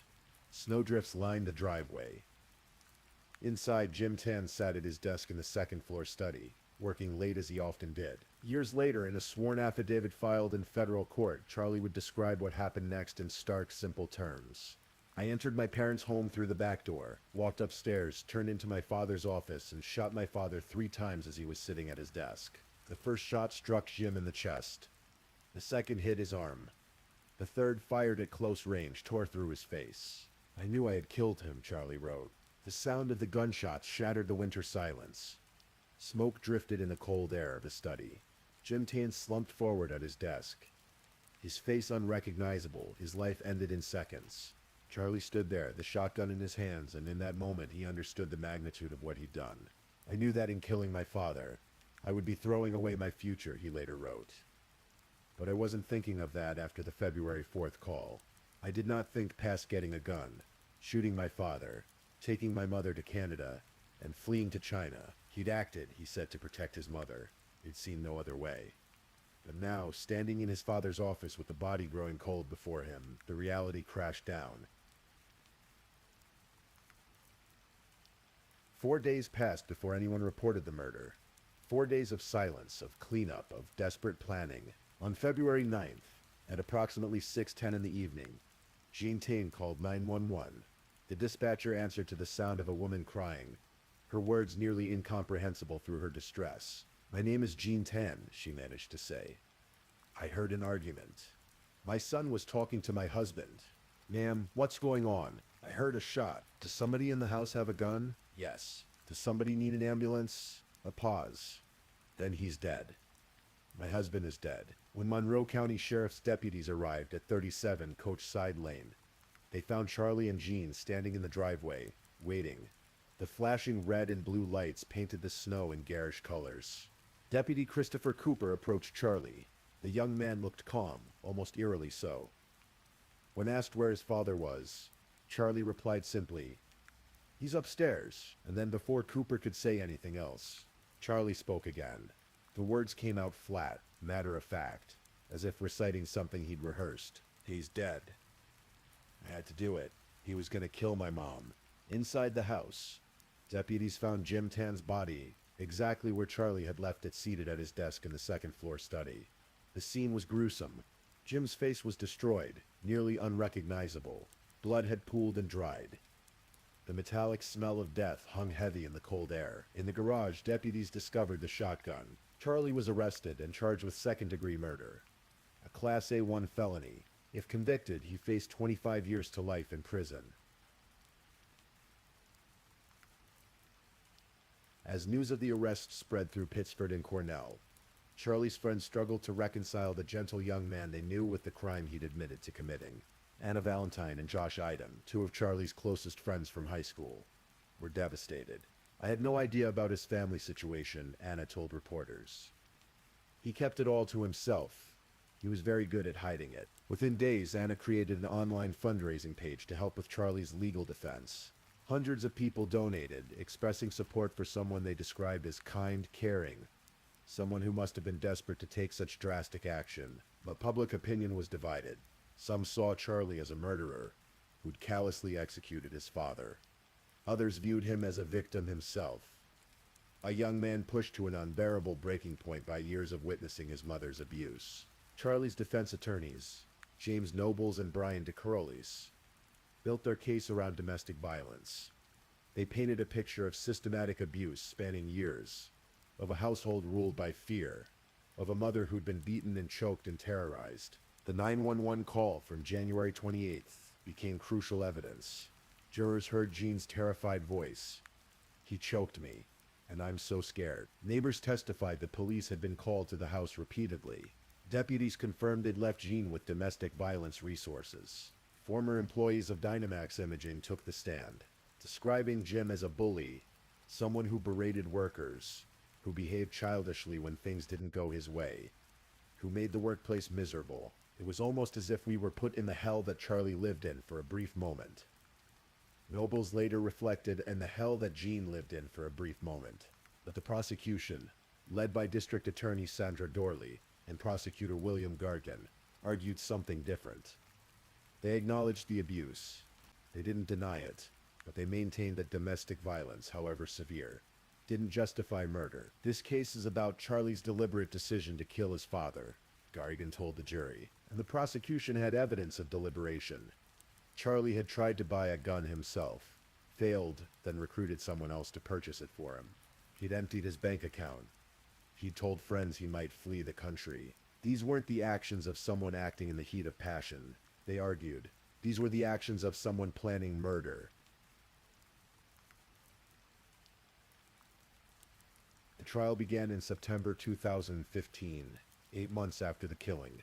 For 9 days, testimony unfolded in Monroe County Court before Judge James Piampiano. The prosecution presented forensic evidence, witness statements, a timeline of events. They showed the jury graphic photographs of Jim's body, his face destroyed by shotgun blasts. Some jurors looked away. Others stared, trying to process the violence. But the prosecution faced challenges. They had no eyewitnesses who could place Charlie at the scene at the moment of the murder. The only forensic evidence linking Charlie to the gun was his fingerprints on the ammunition. But as the defense pointed out, he could have touched those shells before the shooting, after the shooting, at any time. The gun itself bore no trace of Charlie's DNA. The defense maintained that Charlie hadn't pulled the trigger at all. They suggested carefully and without stating it outright that perhaps Joan had been the shooter. Perhaps she'd finally had enough. Perhaps she'd acted in self-defense, and Charlie was covering for her. The timeline was murky. The prosecution believed Jim died on February 5th, but they couldn't prove it conclusively. Computer activity suggested someone had used Jim's devices between February 5th and 9th, complicating the narrative. And then there was Charlie's confession to Deputy Cooper. "I had to do it. He was going to kill my mom." But was this a genuine confession, or had Charlie been protecting his mother from the moment deputies arrived? After 9 days of testimony, the case went to the jury. 10 women and 2 men deliberated for 8 days, requesting testimony to be read back, examining evidence repeatedly. The jury was deadlocked. Some believed Charlie was guilty of murder. Others felt the domestic violence created reasonable doubt. Still others wondered if Gene, not Charlie, had pulled the trigger. On October 8th, 2015, Judge Piampiano declared a mistrial. A mistrial isn't an acquittal. The prosecution could try Charlie again, and initially that's exactly what they planned to do. But then, in a move that shocked courtroom observers, prosecutors in the Tan family, Judge Piampiano made a dramatic decision. In November 2015, he dismissed all charges against Charlie Tan. The prosecution had failed. The judge ruled to present sufficient evidence to prove beyond reasonable doubt that Charlie had committed murder. The forensic evidence was too weak, the timeline too uncertain, the confession too ambiguous. Charlie walked free. The prosecution appealed, but in March 2017, the Supreme Court of the State of New York's Appellate Division unanimously upheld the dismissal. Charlie Tan would not face murder charges again. For many, this seemed like the end of the story. A young man had escaped a murder conviction, had preserved his future, had avoided prison. But the story wasn't over, not even close. On September 22nd, 2017, more than 2 years after the murder, Charlie Tan attempted to cross from Canada into the United States near Buffalo. He was heading to a friend's wedding. At the border, federal agents arrested him. The Bureau of Alcohol, Tobacco, Firearms, and Explosives had been building a case. While New York State couldn't prove Charlie had murdered his father, the federal government could prove something else. That Charlie had orchestrated an illegal straw purchase of a firearm. Whitney Knickerbocker, the Cornell freshman who'd bought the shotgun, testified that Charlie had asked him to purchase it, paid him $800, and claimed he needed it for hunting. Federal law prohibits buying a gun on behalf of someone else when that person intends to use it for unlawful purposes. Charlie was charged with 3 federal felonies: receiving a firearm with intent to use it to commit a felony, causing another to make a false written statement to a federal firearms dealer, and causing another to make a false record required by law to be kept by a federal firearms dealer. On June 22, 2018, Charlie pleaded guilty to all 3 charges. Federal sentencing guidelines suggested 25 years. The maximum penalty. Charlie's attorneys pushed for 5 years, submitting dozens of letters from friends and family attesting to his character, describing the abuse in the household, arguing for mercy. On November 19, 2018, federal judge Frederick Scullin sentenced Charlie Tan to 20 years in federal prison, followed by 3 years of supervised release. In his sentencing remarks, Judge Scullin was blunt. The evidence, he said, overwhelmingly pointed to premeditated murder. Charlie had deliberately purchased the gun, deliberately returned home, deliberately killed his father. You are an extremely disturbed individual, the judge told Charlie. To this day, you refuse to explain what happened that night. The judge described the actions of Charlie and his family after the murder as a bizarre scheme to cover up the murder. Charlie's attorneys called the sentence disappointing and promised to appeal. But the sentence stood. For years, Charlie maintained a careful silence about what happened on February 5th. Even after his federal conviction, he never explicitly admitted to pulling the trigger. That changed in 2019. In November of that year, Charlie's new attorney, Joel Rudin, filed a motion seeking to vacate or reduce Charlie's sentence. The motion included a sworn affidavit from Charlie himself, and for the first time, he told the full story. I entered my parents' home through the back door, walked upstairs, turned into my father's office, and shot my father 3 times as he was sitting at his desk. I knew I had killed him. The affidavit included disturbing details about the abuse Charlie had witnessed. He described watching his father attack his mother repeatedly throughout his childhood. He detailed the phone call from Jean on January 28th, when she told him she'd been choked unconscious. If something bad happens to me, it's your dad, she'd warned back in December. And then came the final call on February 4th. Another attack. Another beating. Next time he'll kill me, Jean had said. I knew that in killing my father, I would be throwing away my future, Charlie wrote. But I wasn't thinking of that after the February 4th call. I did not think past getting a gun, shooting my father, taking my mother to Canada, and fleeing to China. I knew that killing my father was wrong, but in my own mind I felt I had to do so to protect my mother. The motion included a 51-page psychological evaluation by Dr. Sanford Drob, who concluded that Charlie had suffered a psychological breakdown at age 19, driven by years of trauma and the fear that his father would kill his mother. Charlie's attorneys argued that his previous defense team had been ineffective, that they'd failed to properly present evidence of the abuse, that they'd advised him not to testify or admit to the shooting during his weapons trial. Federal prosecutors requested 60 days to review the extensive documentation. The judge ultimately denied the motion. Charlie's sentence would not be reduced. Today, Charlie Tan is incarcerated at Raybrook Federal Prison in upstate New York, a medium security facility about 7 miles west of Lake Placid. He's serving his 20-year sentence, with a projected release date in the 2030s. His mother, Jean Tan, and his older brother, Jeffrey, took over operations of Dynamax Imaging after Jim's death. They continue to run the company, though they've largely avoided public attention. Jean has never been charged with any crime related to her husband's death. Though prosecutors once identified her as a potential accomplice, no evidence ever emerged to support charging her. The house on Coachside Lane, where Jim Tan died, remains standing. Jean continued living there alone for some time after the murder, though whether she still resides there now is unclear. The case sparked intense debate about domestic violence, self-defense, and the limits of the law. Some view Charlie as a murderer who deserved harsher punishment. Others see him as a victim who made a desperate, tragic choice to save his mother's life. The truth, as is often the case, likely lies somewhere in the complicated middle.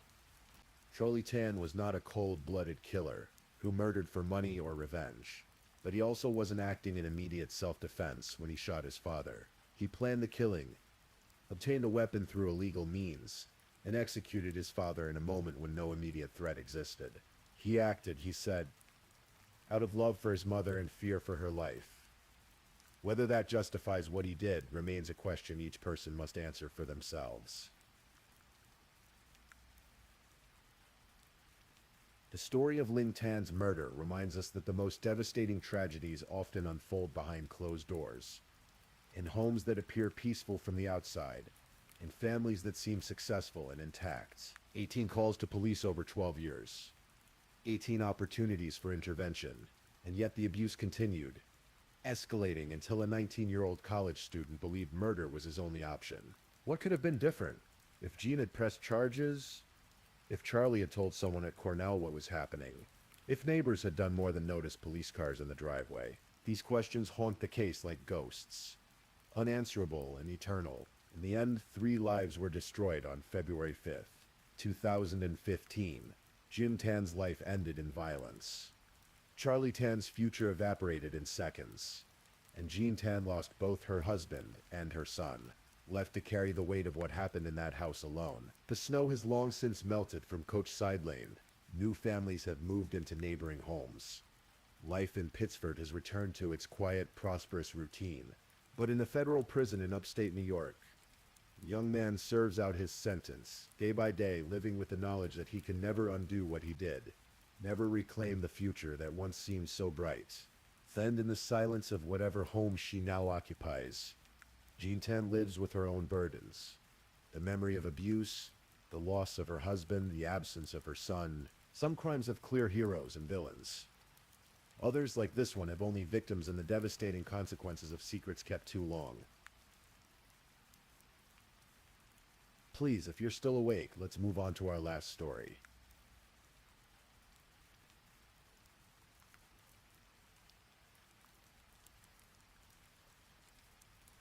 Story 5. Tonight we're going to explore a story that, while tragic, reminds us of the importance of vigilance, the power of family bonds, and the persistence of those who seek justice for the vulnerable.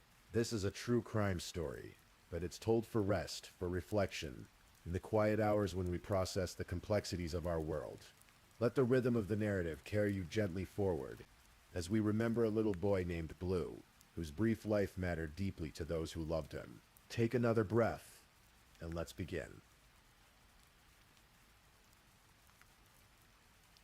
Monroe, Arkansas is the kind of place that barely registers on most maps. A small community nestled in Lee County, about an hour and a half west of Memphis, Tennessee.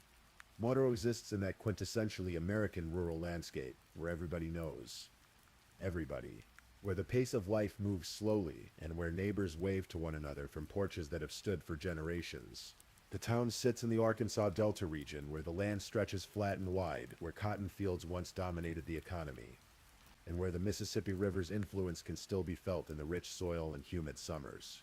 It's a place where Friday night football games bring out the whole town, where church on Sunday is as much about community as it is about faith, and where people tend to look out for one another. But like any place where humans live, Monroe holds its secrets. Behind closed doors, away from the watchful eyes of neighbors, life doesn't always follow the script of small-town tranquility. And in late 2022, Those closed doors would crack open to reveal a horror that would shake this quiet community to its core. The house in question sat unremarkable among the others. Just another home on just another street. Nothing about its exterior suggested the darkness that had taken root inside. Neighbors would later say they'd seen the family coming and going. A woman, her 2 children, and her boyfriend. Normal enough, or so it seemed. But normalcy, as we so often discover in these stories, can be a carefully maintained illusion. To understand what happened in that house in Morrow, we need to understand the people involved. And at the heart of this story is a little boy who would never reach his 6th birthday. His name was Blue Roland. Blow. Even his name evoked something gentle, something colorful. Born on December 16th, 2016, Blue came into a world that should have protected him, nurtured him, allowed him to grow into whoever he was meant to become. He had dark hair and eyes that family members remember as curious and bright. He was, by all accounts, an ordinary little boy with ordinary little boy interests and an ordinary little boy need for love and safety. Blue had an older sister. We'll call her Taylor, as her story is part of this narrative too. She survived what Blue did not.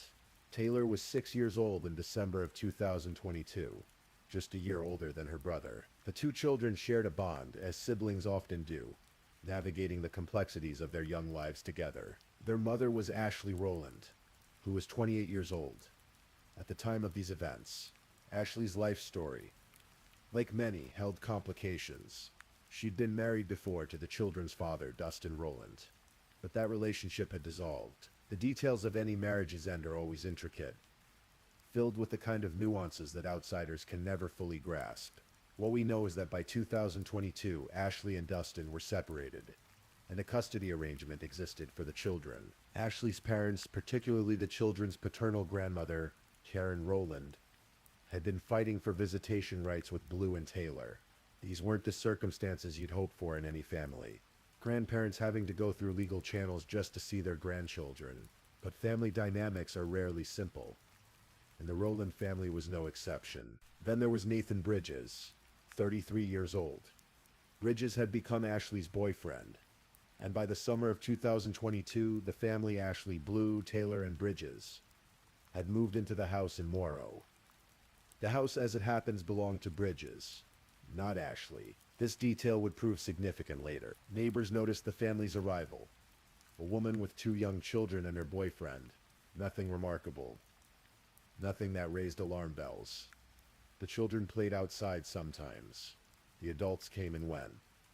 Life appeared to proceed in its normal rhythms. But inside that house, in the privacy that walls and doors provide, something very different was unfolding.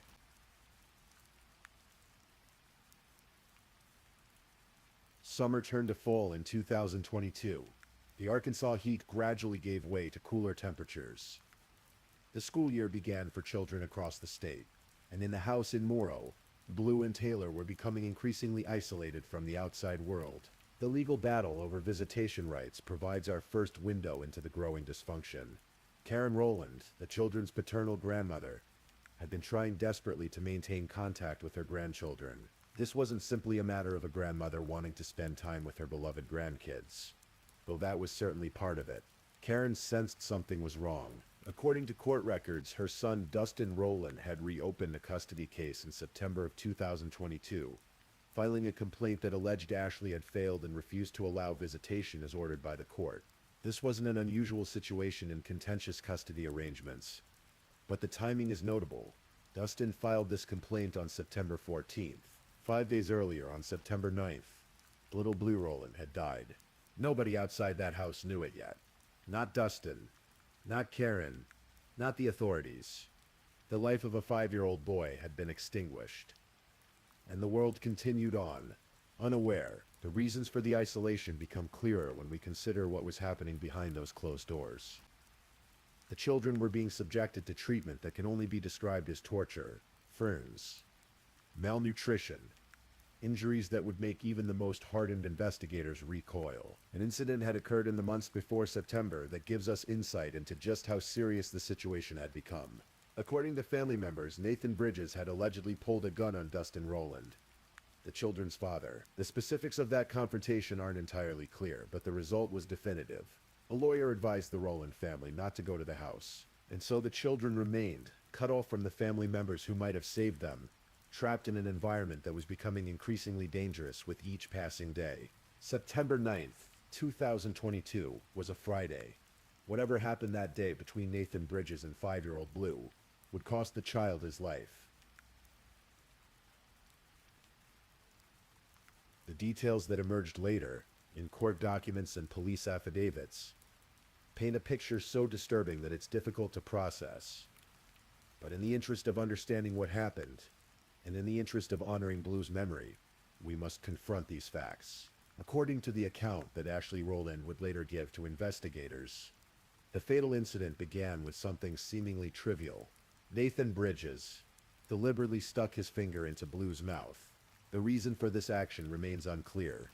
Was it meant as a game, a taunt, an assertion of dominance? We may never know the answer. What we do know is that Blue did what many children might instinctively do when someone puts a finger in their mouth.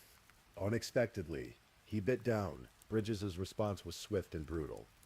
Enraged by the bite, he took the 5-year-old boy into the bathroom, and there, in what should be one of the most mundane rooms in any home, Nathan Bridges drowned Blue Rowland in the toilet. Let that image settle for a moment.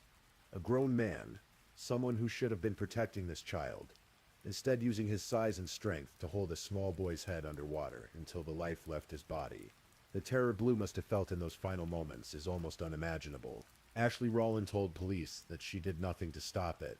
She admitted to investigators that she came into the bathroom afterward and found Blue struggling to breathe, his small body limp. The boy who had been alive and aware just minutes before was now dying, or already dead. And then came the cover-up. Death is only the beginning of this story.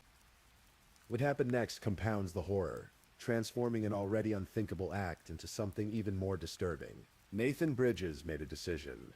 Whether this decision was made in panic, in cold calculation, or in some twisted combination of both, we cannot say. But he chose not to call for help, not to contact authorities, not to claim it was an accident, and face whatever consequences might follow. Instead, he decided to hide what he'd done. Bridges took Blue's body and concealed it beneath the floorboards of the house. The specifics of this process are grim. He dug into the earth beneath the home's floor. He placed the child's body there, wrapped in a red and blue blanket, along with a pair of flip-flop shoes. Then he covered everything with dirt and nailed new floorboards over the spot, sealing his secret beneath the very place where the family walked every day. Imagine living in a house, knowing that beneath your feet lies the body of a child you could have saved, but didn't.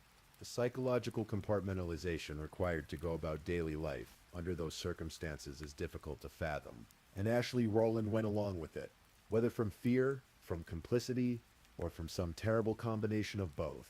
She helped maintain the fiction that Blue was simply elsewhere, with friends, with family, away. September turned to October. October became November. The leaves changed colors and fell from the trees. Halloween came and went. Thanksgiving approached, and beneath those floorboards, in the darkness and silence, lay the body of a 5-year-old boy who should have been learning to read, playing with toys, getting ready to start school. Meanwhile, life in the house continued, but it continued with a pattern of violence that could not remain hidden forever.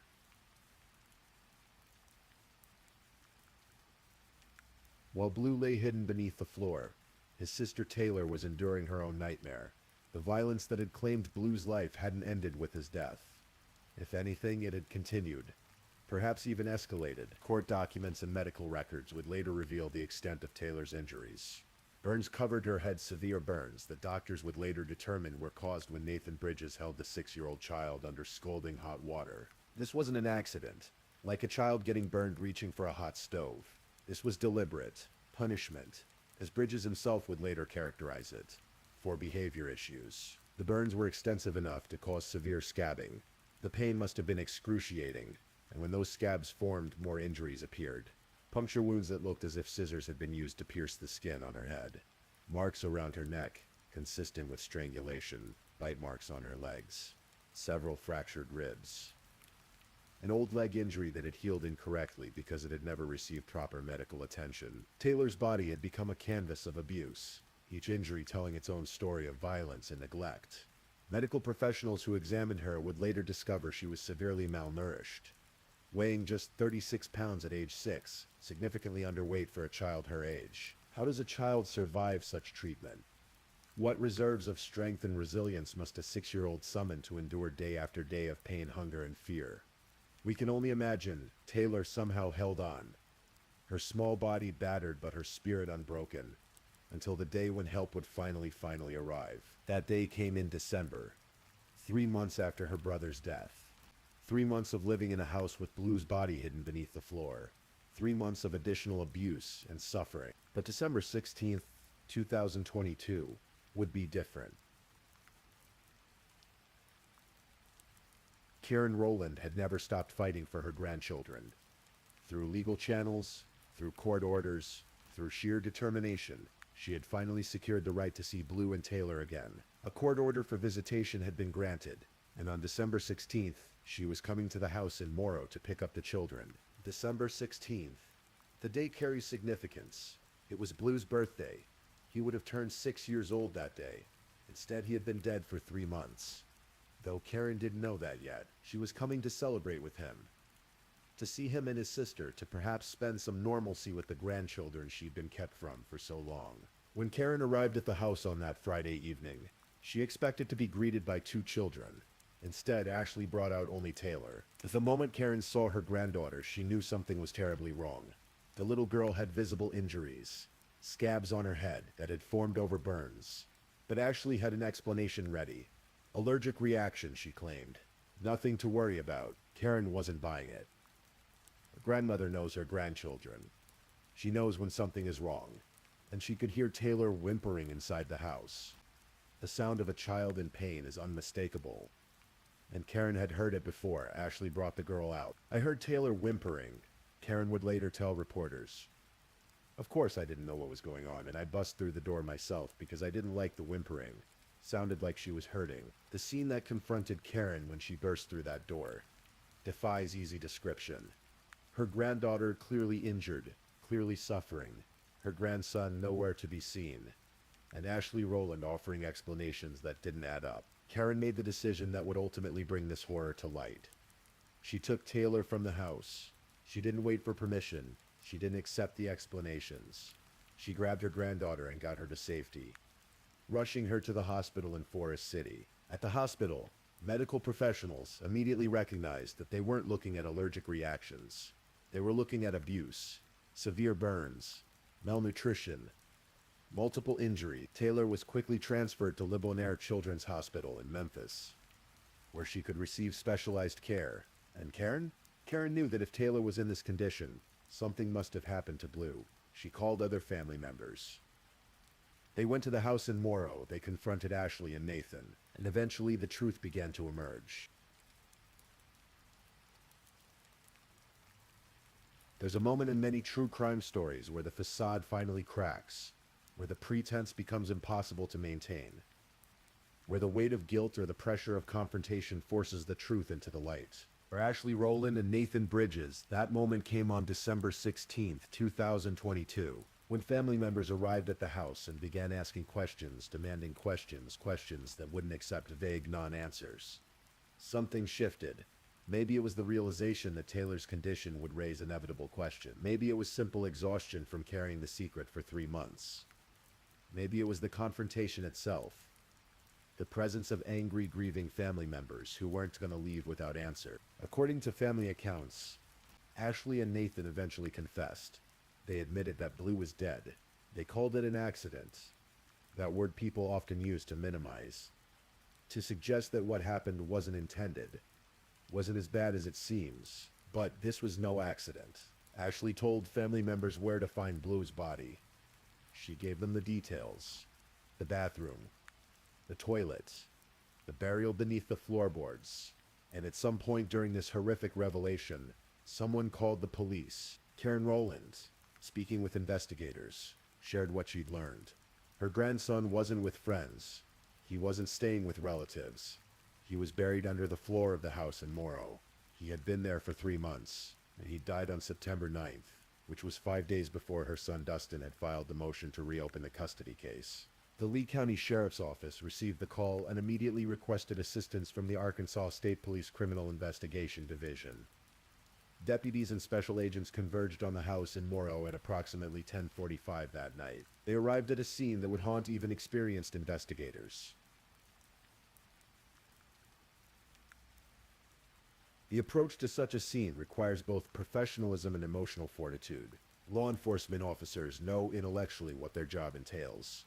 They understand that they will encounter death, that they will witness humanity at its worst. But knowing something intellectually and experiencing it viscerally are two different things. The deputies entered the house with information about where Blue's body might be located.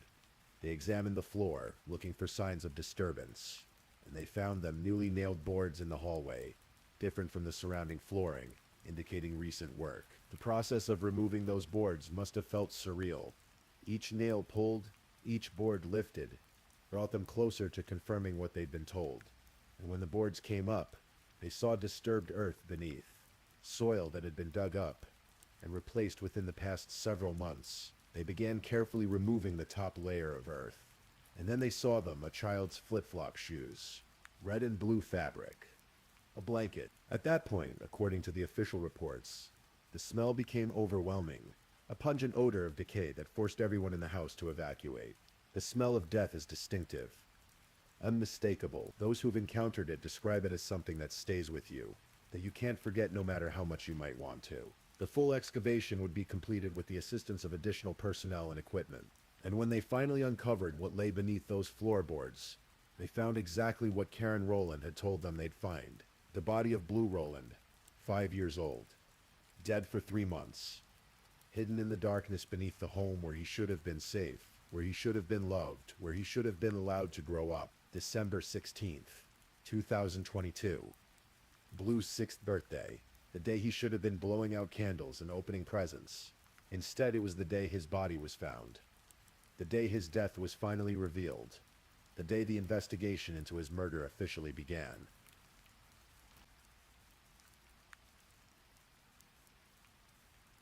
Ashley Rowland and Nathan Bridges were arrested on December 17th, 2022, the day after Blue's body was discovered.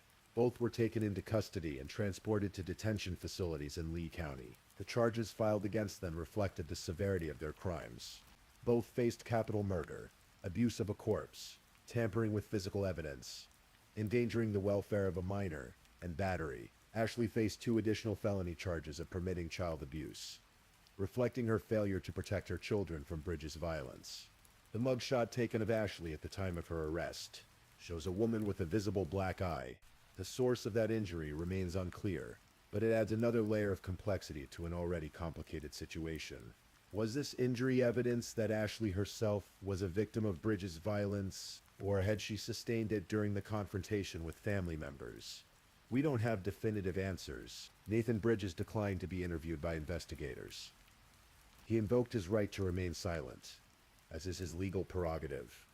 But Ashley provided a statement, and it was from her account that many of the details of Blue's death emerged. She described the incident in the bathroom, the finger in Blue's mouth, the bites, the drowning. She admitted that she'd witnessed her son struggling to breathe, his body limp, and had done nothing to help him. She described how Bridges had buried the body and how she'd helped maintain the cover story. She also told investigators about the abuse Taylor had suffered, how Bridges had held the 6-year-old under scalding water as punishment, how the burns had formed and scabbed, how the violence had continued, unchecked and unabated, while a dead child lay beneath their feet. The legal process moved forward. Both suspects had probable cause hearings. Both were appointed public defenders, and both were held without bond as they awaited trial. The community of Morrow, meanwhile, was reeling. Neighbors like Glenda Farrell, who lived just feet away from the house, struggled to process what had happened right next door. "You're living right here, and it's right under your nose, and you don't see anything out of the ordinary," she told reporters. The guilt and confusion that comes from such proximity to horror is a heavy burden to bear. While the legal machinery ground forward, Taylor Rowland was in Memphis, receiving treatment at Le Bon Air Children's Hospital. The injuries she'd sustained were extensive. 2nd and 3rd degree burns, fractured ribs, malnutrition, the psychological trauma of witnessing her brother's death and enduring months of abuse. Children are remarkably resilient, but resilience has its limits. The physical wounds would heal with time and proper medical care. The psychological scars would require years of therapy and support. The loss of her brother, the betrayal by her mother, the violence she'd experienced. These things don't simply go away. The community rallied around Taylor in the way that small communities often do when tragedy strikes. A GoFundMe campaign was established to help with medical expenses and to provide for Taylor's future care. Within days it had raised over $24,000. Donations also flowed in through First National Bank, designated specifically for Taylor's care and Blue's burial. The outpouring reflected the horror people felt at what had happened. It represented a collective desire to do something, anything, to help. Money couldn't undo the damage that had been done. Couldn't bring Blue back, couldn't erase Taylor's trauma, but it was what people could offer, and so they offered it. Karen Rowland, who had fought so hard for visitation rights, who had literally burst through a door to save her granddaughter, now faced the task of helping Taylor heal. The little girl would need stability, love, therapy, and time. So much time, and she would need to process the loss of her brother. Blue, who had been her companion through their short lives together. Blue, who had been murdered while she survived. Survivor's guilt is a real and powerful force, and Taylor would have to contend with it as she grew older and came to understand more fully what had happened in that house in Morrow. The wheels of justice turned slowly, but in this case they did turn. The evidence was overwhelming. The confessions were documented. The physical evidence, Blue's body, Taylor's injuries, the burial site beneath the floor told a story that couldn't be denied. For 19 months, Ashley Rowland and Nathan Bridges remained in custody as their cases proceeded through the court system. Ashley was held in St. Francis County, Bridges in Lee County. Both awaited trial on multiple felony charges that could result in decades in prison. Then in July of 2024, Nathan Bridges made a decision. On July 15th, he stood before a judge and pleaded guilty to first-degree murder and first-degree battery.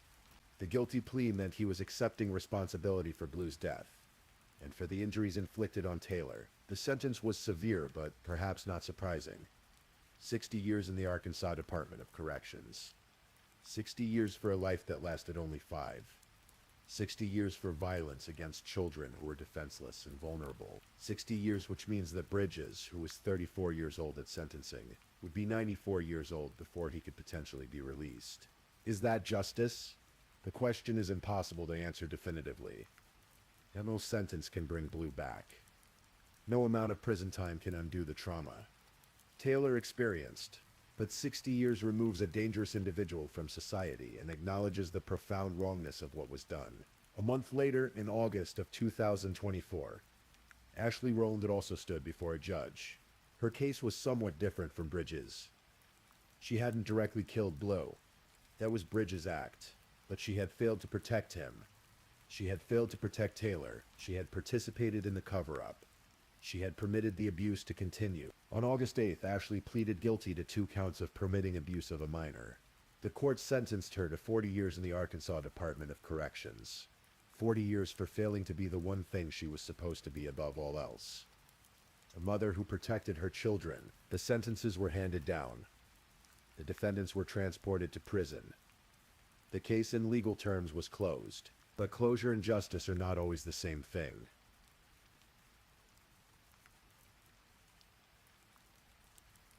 Every true crime case leaves questions in its wake. Some can be answered through investigation and evidence.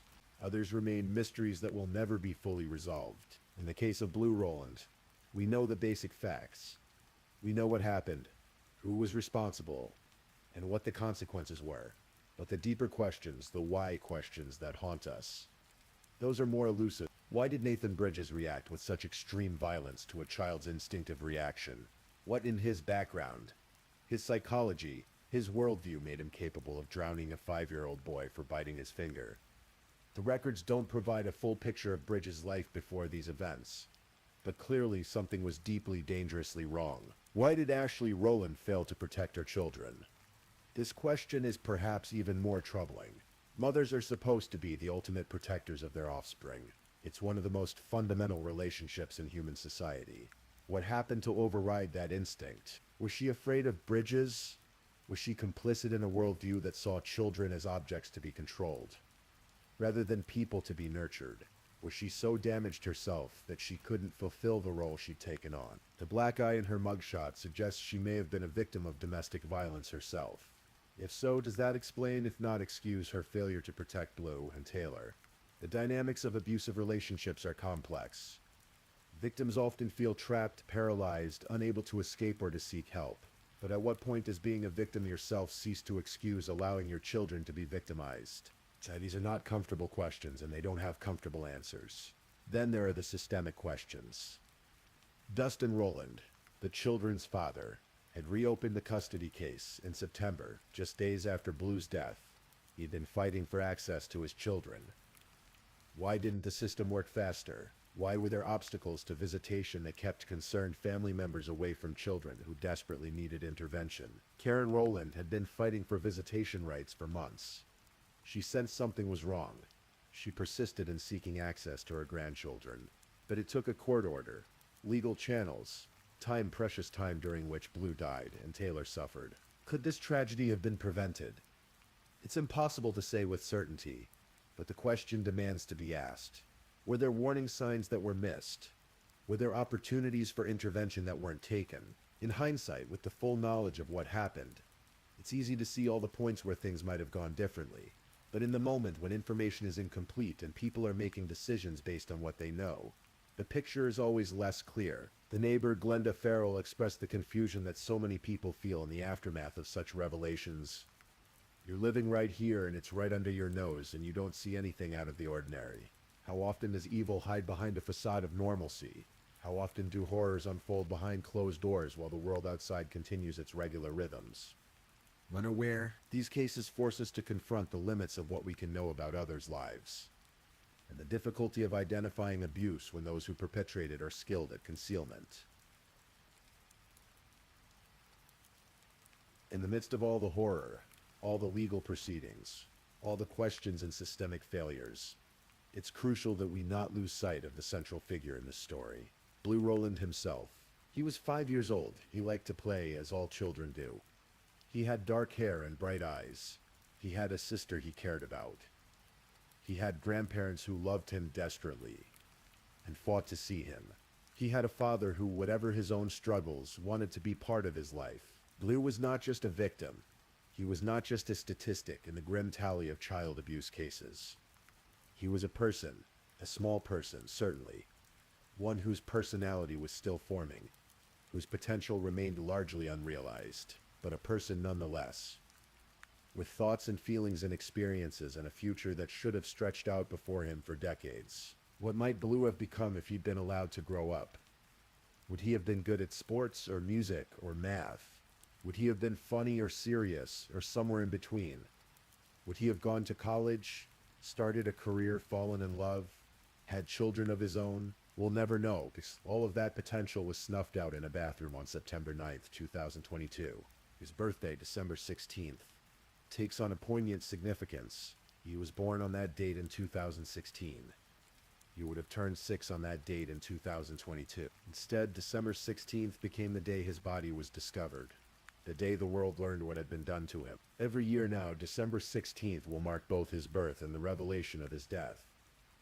It's a date that those who loved him will never be able to ignore, never be able to escape. The GoFundMe established in the aftermath of these events raised money for Taylor's care and Blue's burial. That second purpose, the burial, reminds us that even in death, Blue required the community's support. His short life deserved to be honored with a proper farewell, and the community provided that. Where is he buried now? What does his gravestone say? These details aren't part of the public record, and perhaps that's for the best.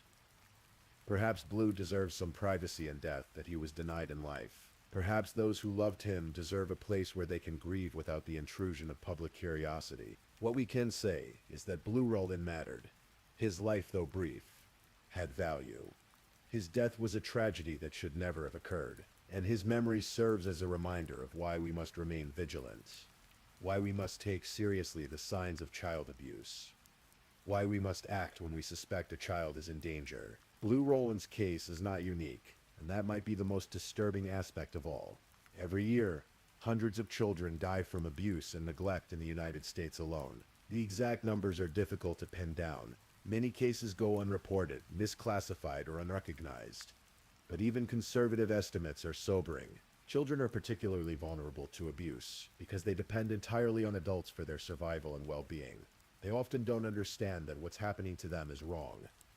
They may blame themselves, they may not know how to seek help, or may be prevented from doing so by their abusers. In cases of abuse within families, the dynamics become even more complex. The people who are supposed to protect children are instead the ones harming them. The home, which should be a sanctuary, becomes a prison, and outsiders who might intervene if they knew what was happening are kept in the dark by walls, doors, and the abuser's efforts to maintain a facade of normalcy. Warning signs of child abuse include unexplained injuries, fearfulness around certain people, regression in behavior, poor hygiene or malnourishment, and reluctance to go home. But these signs aren't always present or obvious. Abusers can be skilled at hiding evidence, at coaching children to lie, at presenting themselves as loving parents to the outside world. What can be done? The answer is complex and involves multiple levels of intervention.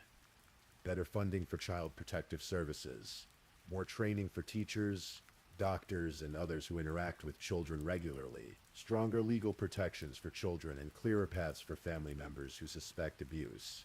Public awareness campaigns that help people recognize the signs and understand their obligations to report. But perhaps most important is a shift in cultural attitudes. We need to move away from the idea that what happens in a family is entirely private, that parents have absolute authority over their children, that outside interference is always inappropriate. Yes, there's a balance to be struck. We don't want a surveillance state where every parenting decision is scrutinized. But we also need to recognize that children are people with rights, and those rights sometimes require protection from their own families. The case of Blue Roland shows us the cost of failure. It shows us what happens when warning signs are missed, when barriers to intervention are too high, when concerned family members are kept at a distance for too long. It also shows us the importance of persistence. Karen Rowland didn't give up. She fought for visitation rights. She went to the house when she had the legal authority to do so. She acted when she saw her granddaughter in distress. Her actions came too late to save Blue, but they saved Taylor and brought the perpetrators to justice. That's not nothing. In a story filled with darkness, Karen Rowland's determination represents a point of light. And so we come to the end of this story. Not because the story itself is truly over. Taylor is still healing, still growing, still processing what happened to her and her brother. The community of Morrow is still coming to terms with the horror that unfolded in their midst. The broader questions about child protection and systemic failures remain unresolved. But the narrative arc of Blue Roland's case, from his tragic death to the discovery of his body to the conviction and sentencing of those responsible, has reached its conclusion. The legal chapter is closed. What remains is memory and meaning. Take a moment now to breathe deeply. You've accompanied me through a difficult story, one that challenges our assumptions about safety and family and the protection of the vulnerable. These are not easy topics. They leave us unsettled, questioning, perhaps even a bit frightened. But they're important. They're important because they remind us that evil exists, that it can hide in plain sight, that vigilance and courage are necessary to protect those who cannot protect themselves.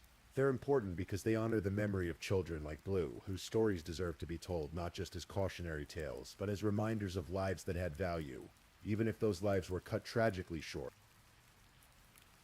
Thank you for listening to tonight's true crime story. Rest peacefully knowing that another story awaits you next time, ready to accompany you on another journey toward restorative sleep.